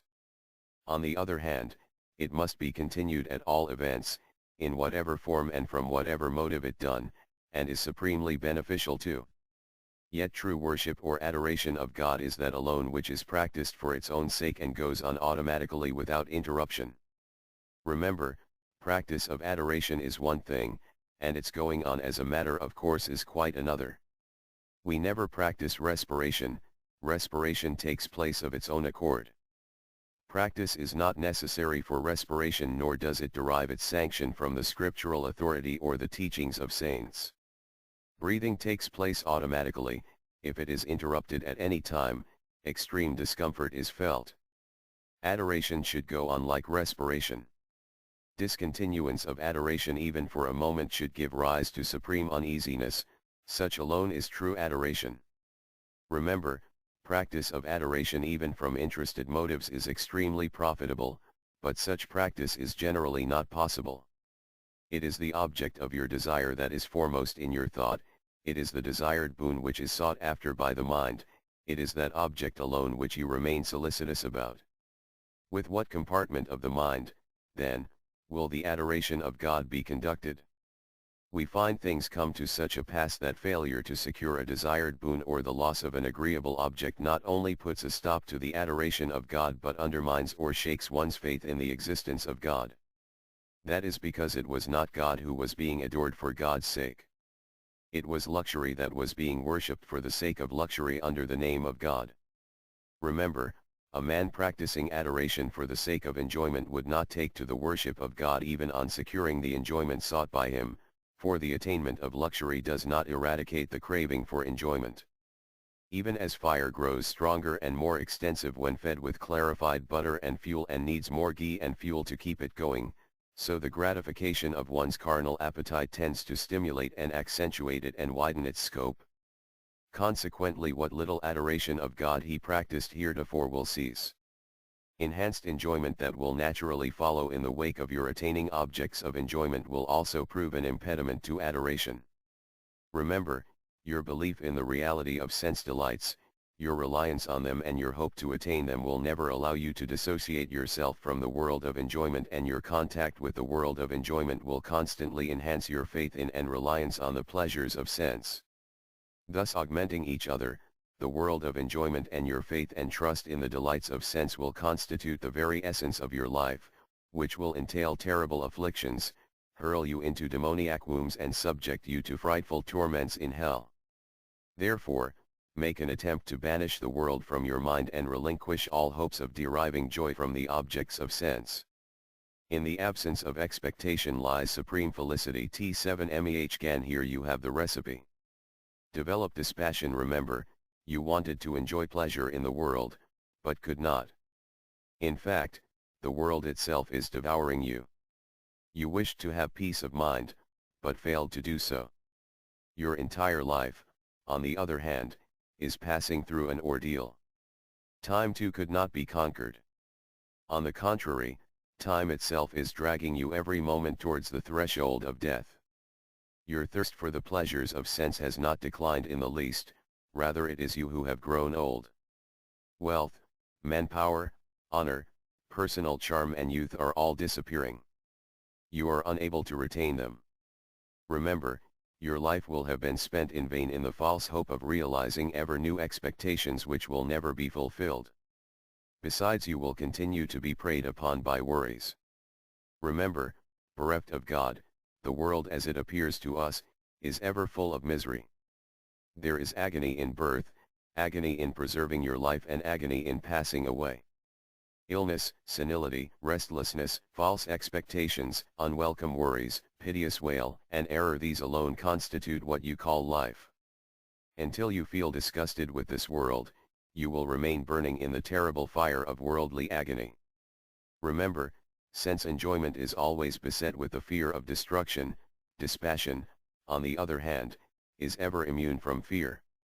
Gratification of the senses is attended with slavery, while dispassion is characterized by independence.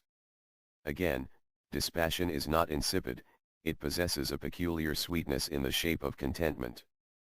Dispassion does not convert the heart into a dry and desolate desert, but sweetening it with the nectar of contentment, it makes it tranquil and complacent and illumines it with the charming light of divine love. Remember, dispassion is neither deception nor an attitude of shrinking. It fills the devotee's heart with divine love. Dispassion intensifies love. It encourages you to drink the nectar of divine love and also induces a disinclination for and indifference towards the enjoyment of sense delights, which keep away the nectar of divine love. Dispassion means total absence of thirst or craving for all the enjoyments of this or the other world, whether seen or heard of. Remember, as night and the sun cannot exist at one place and at the same time, even so love of luxuries and God love cannot exist together. Aversion to the pleasures of sense is extremely necessary for the sprouting of divine love, as aversion to the pleasures of sense engenders God love. Remember, Vairagya, dispassion 7, is of two types: higher, para trademark, and lower, apara 3 tmt. The aversion one feels for the enjoyments of this world on perceiving the agony and evils inherent in them is referred to as the lower type of Vairagya, 4x1, whereas the natural aversion that one feels for the chaffy substances of this world consequent on the realization of God, the only true substance, or on developing love for God, is known by the name of Paravairagya.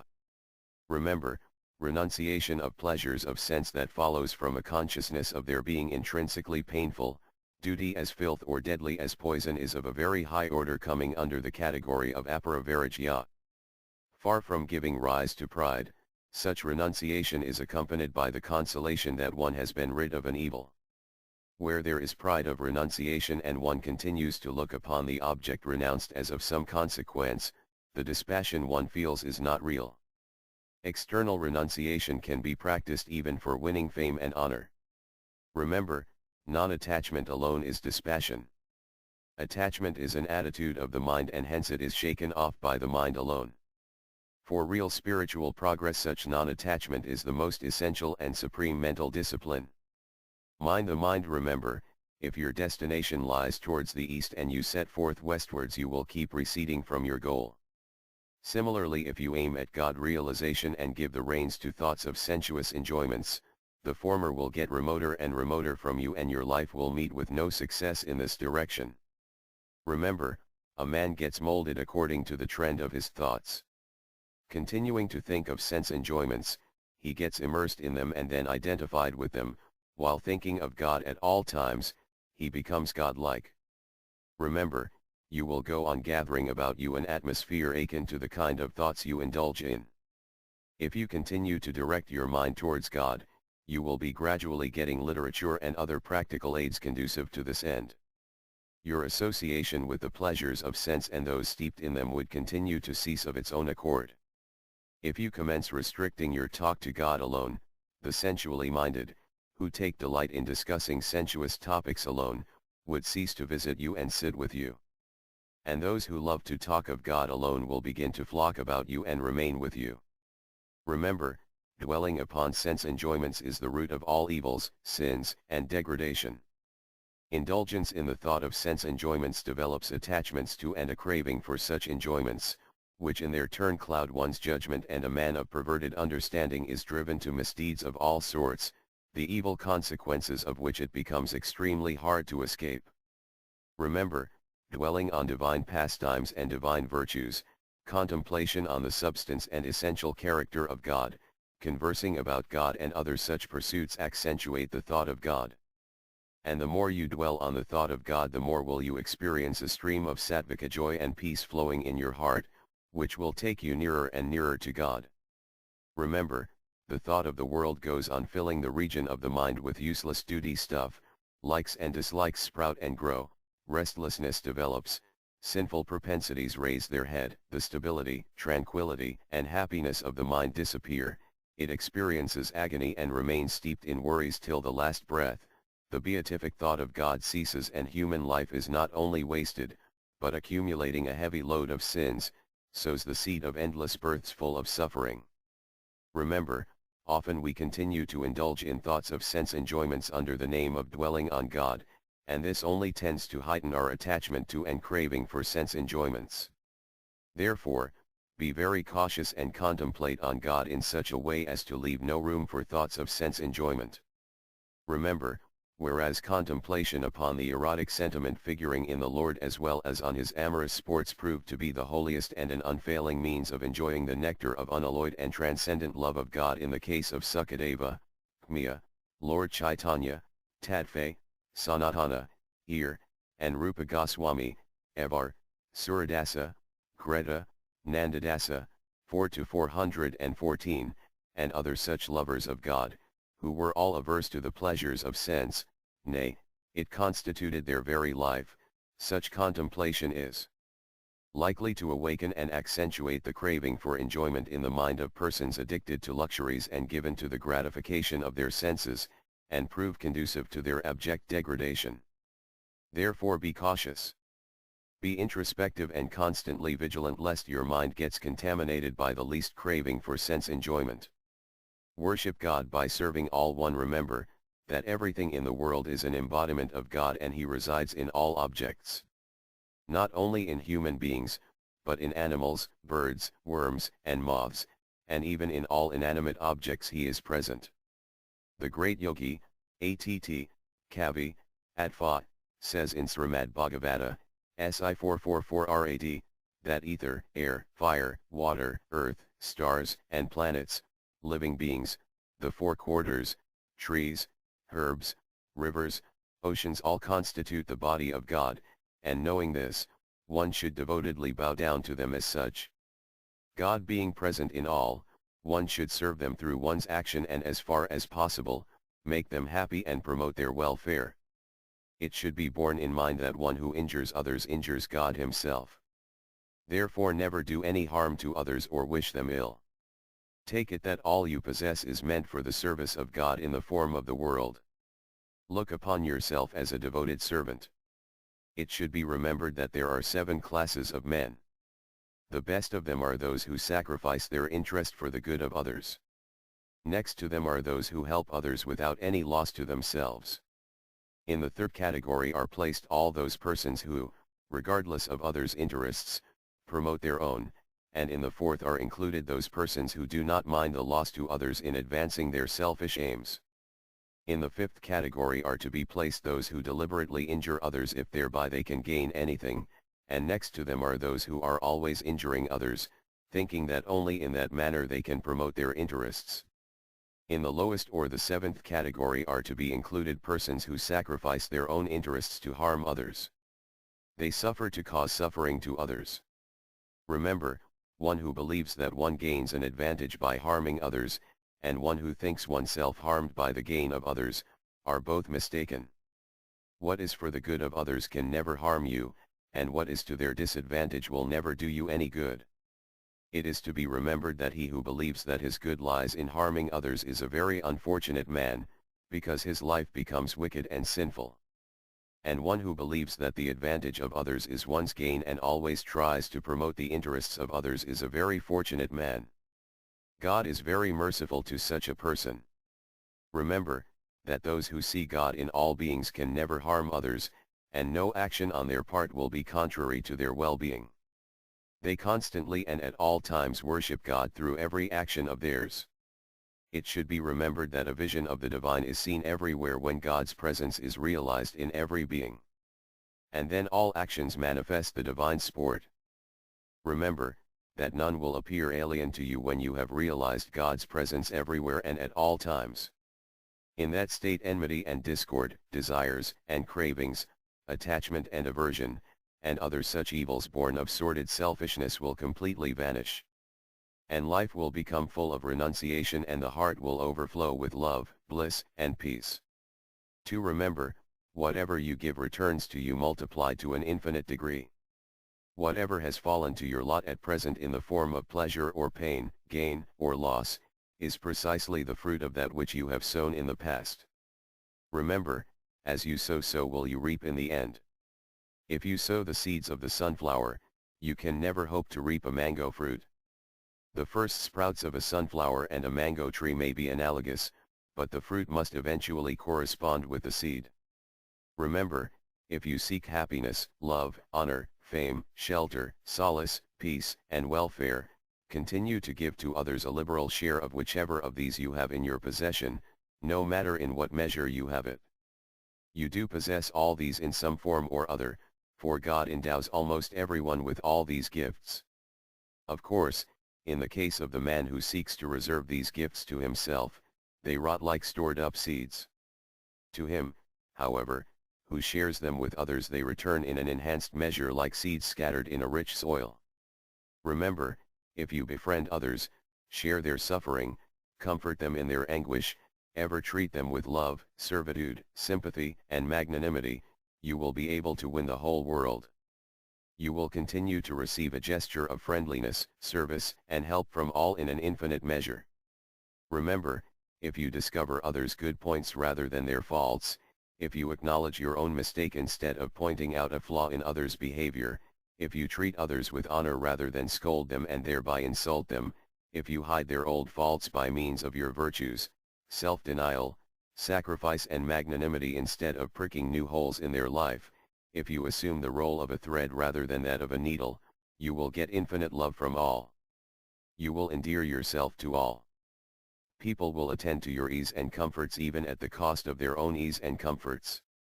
Remember, if you behave and deal with others on these lines in a disinterested spirit, if you do it in a spirit of service to the Lord, visualizing His presence in all, or for the sake of His pleasure alone, you will attain God realization and develop love for Him, which is something very rare through this very discipline. Remember, this existence of yours is never intended to afflict anyone, to rob others of their joy and subject them to hardship. Such a life is characteristic of ogres alone. You are a human being. Your life is meant for service alone, for gratifying all even at the cost of whatever you have. Then alone you deserve to be called a human being. There lies the glory of your human life, and the consummation of human life lies in accepting this glory for the sake of His pleasure alone. Act for the pleasure of God. One know it for certain, all that has been given to you by God is only for being looked after and utilized by you in the service of humanity. The object of this custodianship and service is to obey the commands of the Lord and earn His pleasure thereby. Therefore, make the best use of the capacities, whatever they be, that God has endowed you with, and remain devoted to service for His pleasure alone. Should God, however, takes back from you the capacities He has bestowed on you, and if it is not at all possible for you to look after those things or to render any service, then, worry not about it, nor feel disturbed, much less bewail your lot or ask anything from Him. What you should do is to return His things mentally to Him. The things were not yours even before. They were entrusted to you for service. And your responsibility was only this much, but when you are no longer capable of service, no question of your responsibility arises.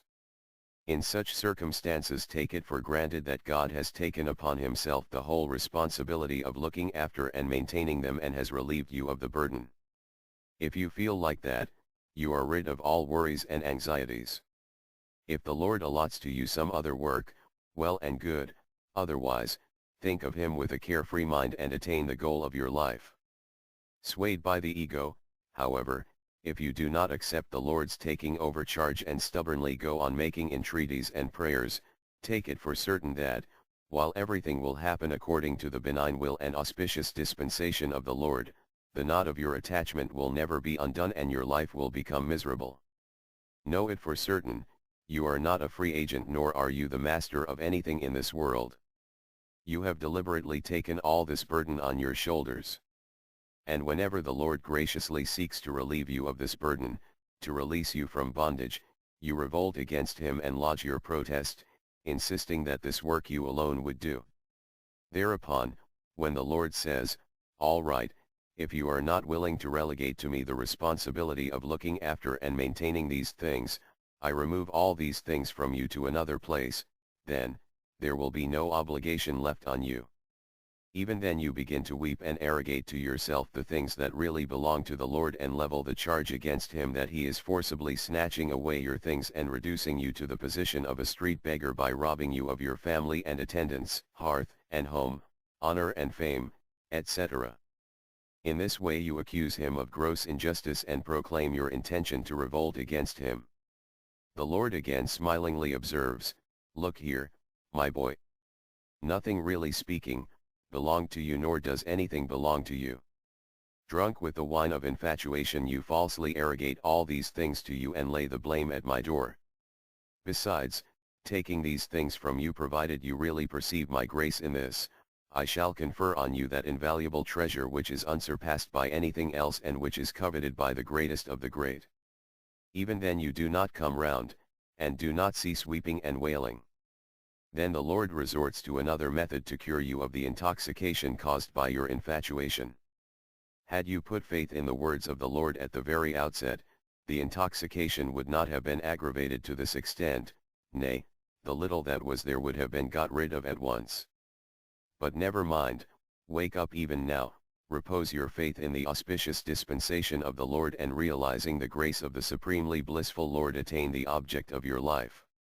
To remember, seeing with the eyes, hearing with the ears, tasting with the tongue, the palate, smelling with the nose and touching through the skin, these functions of the senses will continue so long as the senses are there.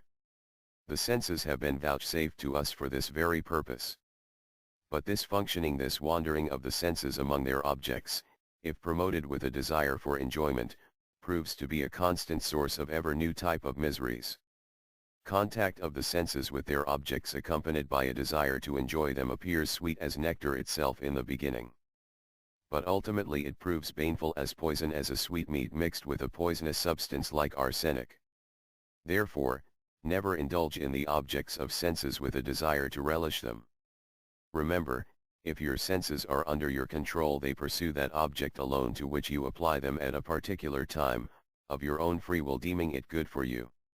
They cannot forcibly impel you to indulge in any object. No attraction or repulsion inheres in the objects of senses, nor can the mind drag you to any particular object. If you devote your senses to their appropriate objects with the help of your untarnished intellect for the maintenance of your life, after weighing the consequences, in other words, if you see that thing alone which and when you deem necessary and advisable to see, and likewise if you hear, taste, smell and touch things with due regard to your needs and propriety, a sense of purity and delight fills your mind, with the result that all your sufferings terminate. Remember, those very sense objects, if they are indulged in with an eye to their enjoyment, under the impulse of attraction or repulsion and under the domination of the mind and the senses, turn out to be an unfailing source of recurring miseries. If on the other hand you make proper use of them with the appropriate senses, with your mind and senses fully controlled and free from likes and dislikes, your sorrows come to an end. Although the senses and their objects continue to be the same, results differ with a difference in attitude. Remember, if you enjoy the various objects with your senses only for the pleasure of God, for His gratification and worship, every activity of your senses turns into His worship and proves to be the supreme cause of His gratification. Then your seeing, hearing, tasting, smelling and touching, nay, every activity of yours takes the form of worship of God, and you become exceptionally dear to Him. Thenceforward it is God's own work that is done by your senses, it is His activity that is manifested through your senses. Your senses, your mind, and yourself all get converted into so many means of accomplishing His Lila, divine play, so many instruments to serve His purpose. As a skilled artisan, he uses as he pleases whichever of his instruments he requires at a particular time according to the exigencies of the moment. Your egotism is wiped out. You no longer remain the doer. Manipulated by God, the artisan, your mind, body, and senses continue like so many automata to turn out the work of God. Your life is blessed for turning into a means of accomplishing God's work. Therefore, let all your actions, every activity of your senses be undertaken for the pleasure of God as an act of worship to Him. Remember, whatever effort of the senses, whatever activity of the mind or intellect is intended to be an act of worship to God, will be automatically divested of all blemish. It will get consecrated and serve as a model for all. That action or effort, on the other hand, which is intended for gratification of the senses, will automatically get initiated by all sorts of errors and flaws, and such actions will acquire the name of sin. As a result you will be landed in misery, and whoever will walk in your footsteps will likewise incur sin and undergo suffering. Act not under excitement. Remember, that a hasty action done under an impulse or excitement proves very harmful and later results in deep remorse. Therefore, when one is excited and is possessed by lust, anger, avarice, or pride, or the mind is restless due to some ailment, the intended action should be postponed, for some other time. It is to be borne in mind that when one is excited, discrimination is paralyzed and one is unable to distinguish between the good and the bad. When excitement cools down, the action promoted before appears highly improper and harmful. It is noteworthy that one, who refrains from a hasty and rash action when under excitement, enjoys great peace of mind when the excitement cools down, because then one realizes how escape from a great harm became possible. It is therefore desirable to resolve never to act when discrimination is paralyzed under excitement. Even if discrimination fails, the resolution may still be remembered and help one to desist from action. This mental process of remembering a vow, when repeated, will turn into a habit. Remember, that when it occurs to you to act against the scriptures, to injure or torment others, or commit a sin, postpone the action. Discrimination will assert itself after some time, and it will then turn your mind and save you from a great evil and its terrible consequences. Note that if you happen to know any fault of anybody, is he a friend, relation, kinsman, or servant, or a woman, do not expose it then and there. Judge it well with a clean mind and without prejudice, and keep it to yourself till it is clearly established. Even when it is conclusively proved and the sinner's contact is likely to ruin anyone's life, have nothing to do with him, but do not expose him to others. It should always be kept in mind that if one is impatient and feels delighted in proving the faults of others, in an equal measure one will feel regretful afterwards. Who knows that the person blamed may be innocent and the real culprit may remain untraced? To adjudge and proclaim an offender without proper inquiry is a sin. Even to suspect is sinful. Remember, what damage you do to his honor and how you degrade him in the eyes of others and harm him in other ways if you proclaim an innocent person guilty. You must realize the anguish that your action will cause to him. Think how restless you would be to establish your innocence and how deeply wounded you would be if falsely blamed or accused. Realize the Lord within you. Remember, time and effort are needed for contracting relationship with worldly objects and beings. Even then you cannot be sure of contracting relationship after your liking. Neither time nor effort, however, is needed for establishing relationship with the Lord. A will on your part is the only thing needed. It is because you are eternally related with the Lord and He ever remains by your side. Remember, whatever there is in you, your existence, your activity, your energy, and your animation, you owe it all to the Lord. The Lord alone is manifest in your life in the shape of bodily strength and satisfaction, peace and splendor, well-being and love, knowledge and wisdom. You see only external things, it is therefore that you are unable to see the Lord, who is the root of all, nay, the very existence of all. The truth lies hidden from you only because your eyes are not directed towards it. Any moment you can cognize the Lord by turning your eyes inward, by diverting the current of your thoughts towards Him. Remember, you must have a keen desire to cognize the Lord. You must pine for such cognition. Then you will not only come to know Him but directly perceive Him and will get united with Him. You will secure admittance into the realm of His transcendent sports as a matter of course. Remember, the aforesaid Lord is always yours and you ever belong to Him. This relationship of yours is eternal and indissoluble, but you are oblivious of it. That is why, cribbing yourself within a small compass and within the confines of a particular name and form, you are entangled in controversies relating to the same narrow limits and the same name and form, and writhing day and night in excitement over their imagined advancement and downfall, gain and loss, joy and sorrow, as well as favorable and unfavorable circumstances, etc. Your ignorance alone is responsible for this. Remember, you seek eternal joy and peace. That which is the everlasting foundation, the inexhaustible and unending storehouse of that eternal joy and peace is ever beside you. Unmindful of it, however, and removing yourself far, very far from it, you are looking about for joy and peace there. This attempt of yours is entirely misdirected and sure to prove infructuous in the same way as an effort to extract oil from burning sands. Nonetheless, you are so overwhelmed with delusion that you remain engaged day and night in crushing sands and wasting your life by making it miserable. The ocean of the nectar of love is surging within you. Through your ignorance, however, you are mistaking it to be a desert and, staying away from it, are getting scorched with the terrible flames of the poison of sense enjoyment. Look here, going a bit deeper, turn your eyes towards the Lord and develop an inclination to turn yourself towards Him. Then His spontaneous grace will shower forth and you will as a matter of course be enriched with a complacent, peaceful, unblemished, sinless, eternal, energetic, supremely sweet, and charming life. All your agonies will end for good. But as long as you keep your face averse from Him you will continue to burn. No living being nor any object or circumstance will bring you peace. Remember, the more you advance in pursuit of living beings, objects, and circumstances which are agreeable from the point of view of the world but averse to God, and the more you succeed in attaining them, the more will your unrest, your burning and your agony uninterruptedly grow. You will continue to be tormented in the same way with turmoil, heart-burning, and agony even in the event of your failing to attain them. Relinquishing faith, hopes and aspirations with respect to these beings, objects, and circumstances, look up to God. Then all agreeability as willed by the Lord will automatically appear and kiss your solace, and your agony as well as its causes will be wiped out forever.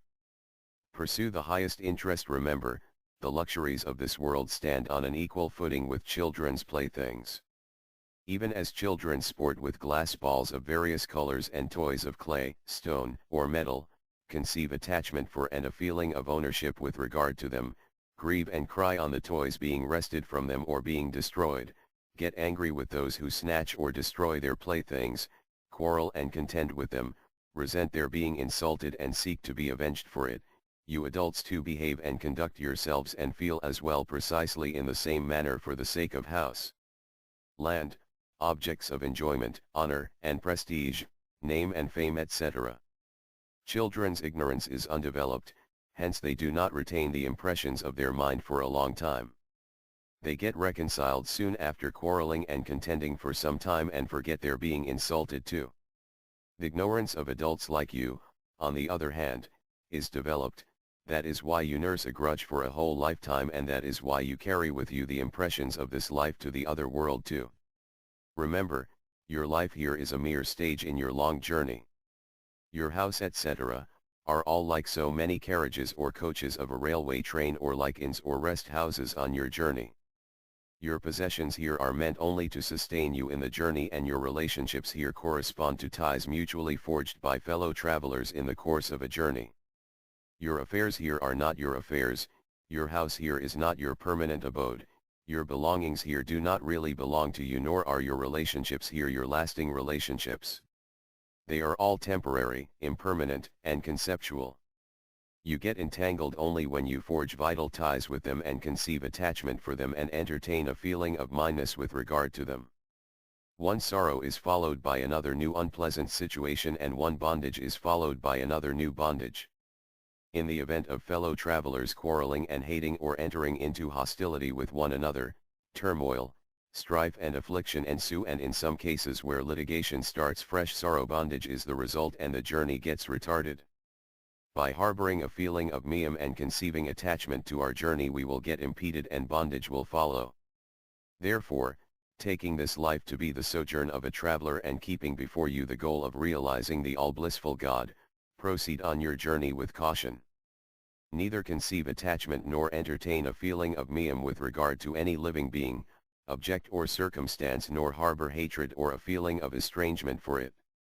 Serve, love and gratify others. Don't accept service nor compel others to love you, nor hope to be gratified by others. And, looking upon all the luxuries of this world as momentary, fleeting, charming only to look at but ugly in the long run, make proper use of them, but use them only as toys, and not as your own.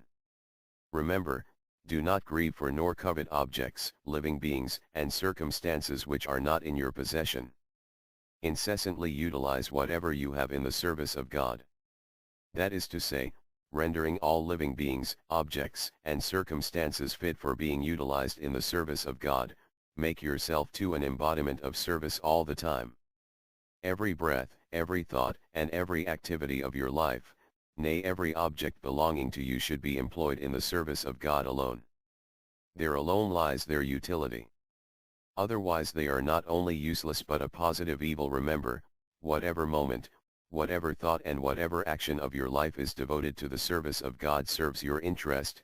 212, in the real acceptance of the term, and this interest alone constitutes your highest interest, that which is made use of in procuring and attaining innocent enjoyment is futile. Number 2, while that which is devoted to the attainment and enjoyment of sinful and forbidden luxuries is absolutely accursed, a positive evil. A2.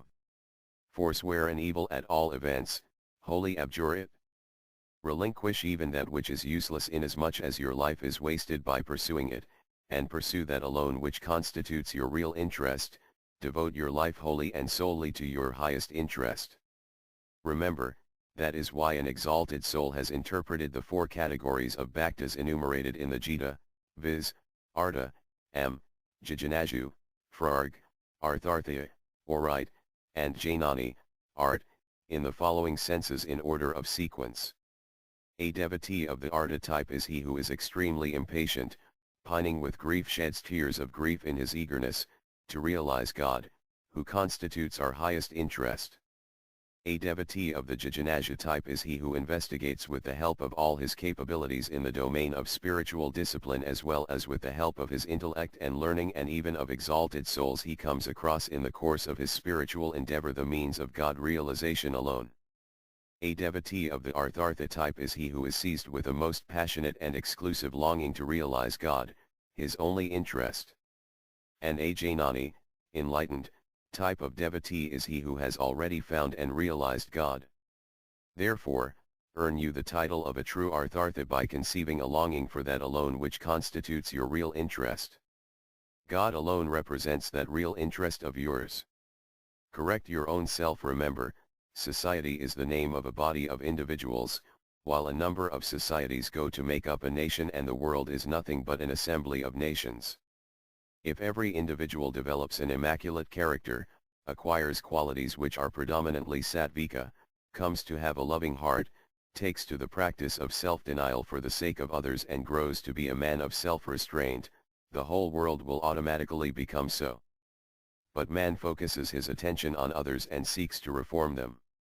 He neither examines himself nor seeks to rid himself of his faults and imbibe others' virtues. Evils in the society or the world go on increasing in consequence. So long as the individual does not mend his or her ways, the social fabric will continue to be rotten. No discipline enforced from outside or enactment of law can reform it. Theft, adultery, and violence are crimes, they are depreciable. Man says these should not exist in any civilized society.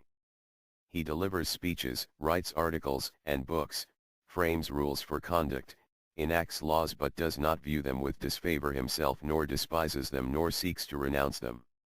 How can society be purged of them? How can society be reformed in such circumstances? Remember, so long as man does not despise evil from the core of his heart, so long as he does not abhor it, crimes would continue to be perpetrated by him mentally, and he would continue to do so even with his body by stealth, no matter what he says, and even if he does not openly perpetrate crimes. Remember, when a man sincerely believes a crime to be a crime, recognizes a sin to be a sin from the core of his heart, his conscience would prick him even if the thought of the slightest sin crossed his mind. He would feel afraid of committing the smallest sin even in secret. Crimes and sins will then automatically disappear from society. Society will be reformed, and through the reformation of societies the world itself will be reformed. Remember, man is endowed with 3 principal instruments of actions: intellect, mind and body. Of these, intellect or reason, buddhi gfg, is the most important. Buddhi alone drives the chariot of the body and determines the path to be followed by it. When reason begins to put him on the wrong scent and to pronounce unrighteousness as righteousness, Sin as virtue, it gets vitiated, and when reason gets vitiated, man gets degenerated in every way. So long as one's judgment continues to be unwrapped, pure thoughts will arise in the mind and his bodily activities too will be free from guilt. The individual will then be automatically reformed. The reformation of the world consists in the reformation of the individual alone. Remember, the fire of discord that is raging in the world today, the undesirable developments that are taking place everywhere from an humble cottage to the top-ranking nations from diverse causes, and the evils that are springing up every moment from every quarter due to want of self-abnegation, love, self-restraint and goodwill are mainly attributable to the perversion of intellect of the individual. The impious thoughts and unrighteous conduct of the individual are mainly responsible for this. These cannot be eliminated by any enactment of law. For this, the intellect of the individual will have to be purified and every individual should undertake his or her own reformation. Remember, your reformation will come only through your own seeking and endeavor. Therefore seek your own reformation, try to get rid of your own failings and foibles, mend yourself, make yourself a thorough gentleman endowed with a blessed, noble, sattvika, and lofty character and build a propitious destiny for you. To this end apply yourself wholeheartedly with reverence and faith and with all your might. Do not look at others. God will come to your succor. His strength will be at your back. Pray to him, put faith in the potency of his grace. Putting an end to all the obstacles in your way, it will speedily push you ahead. Then your society and nation, nay, the world itself will be automatically reformed. An alarm signal, hie thee hence. Get away from this huge conflagration of Maya quickly.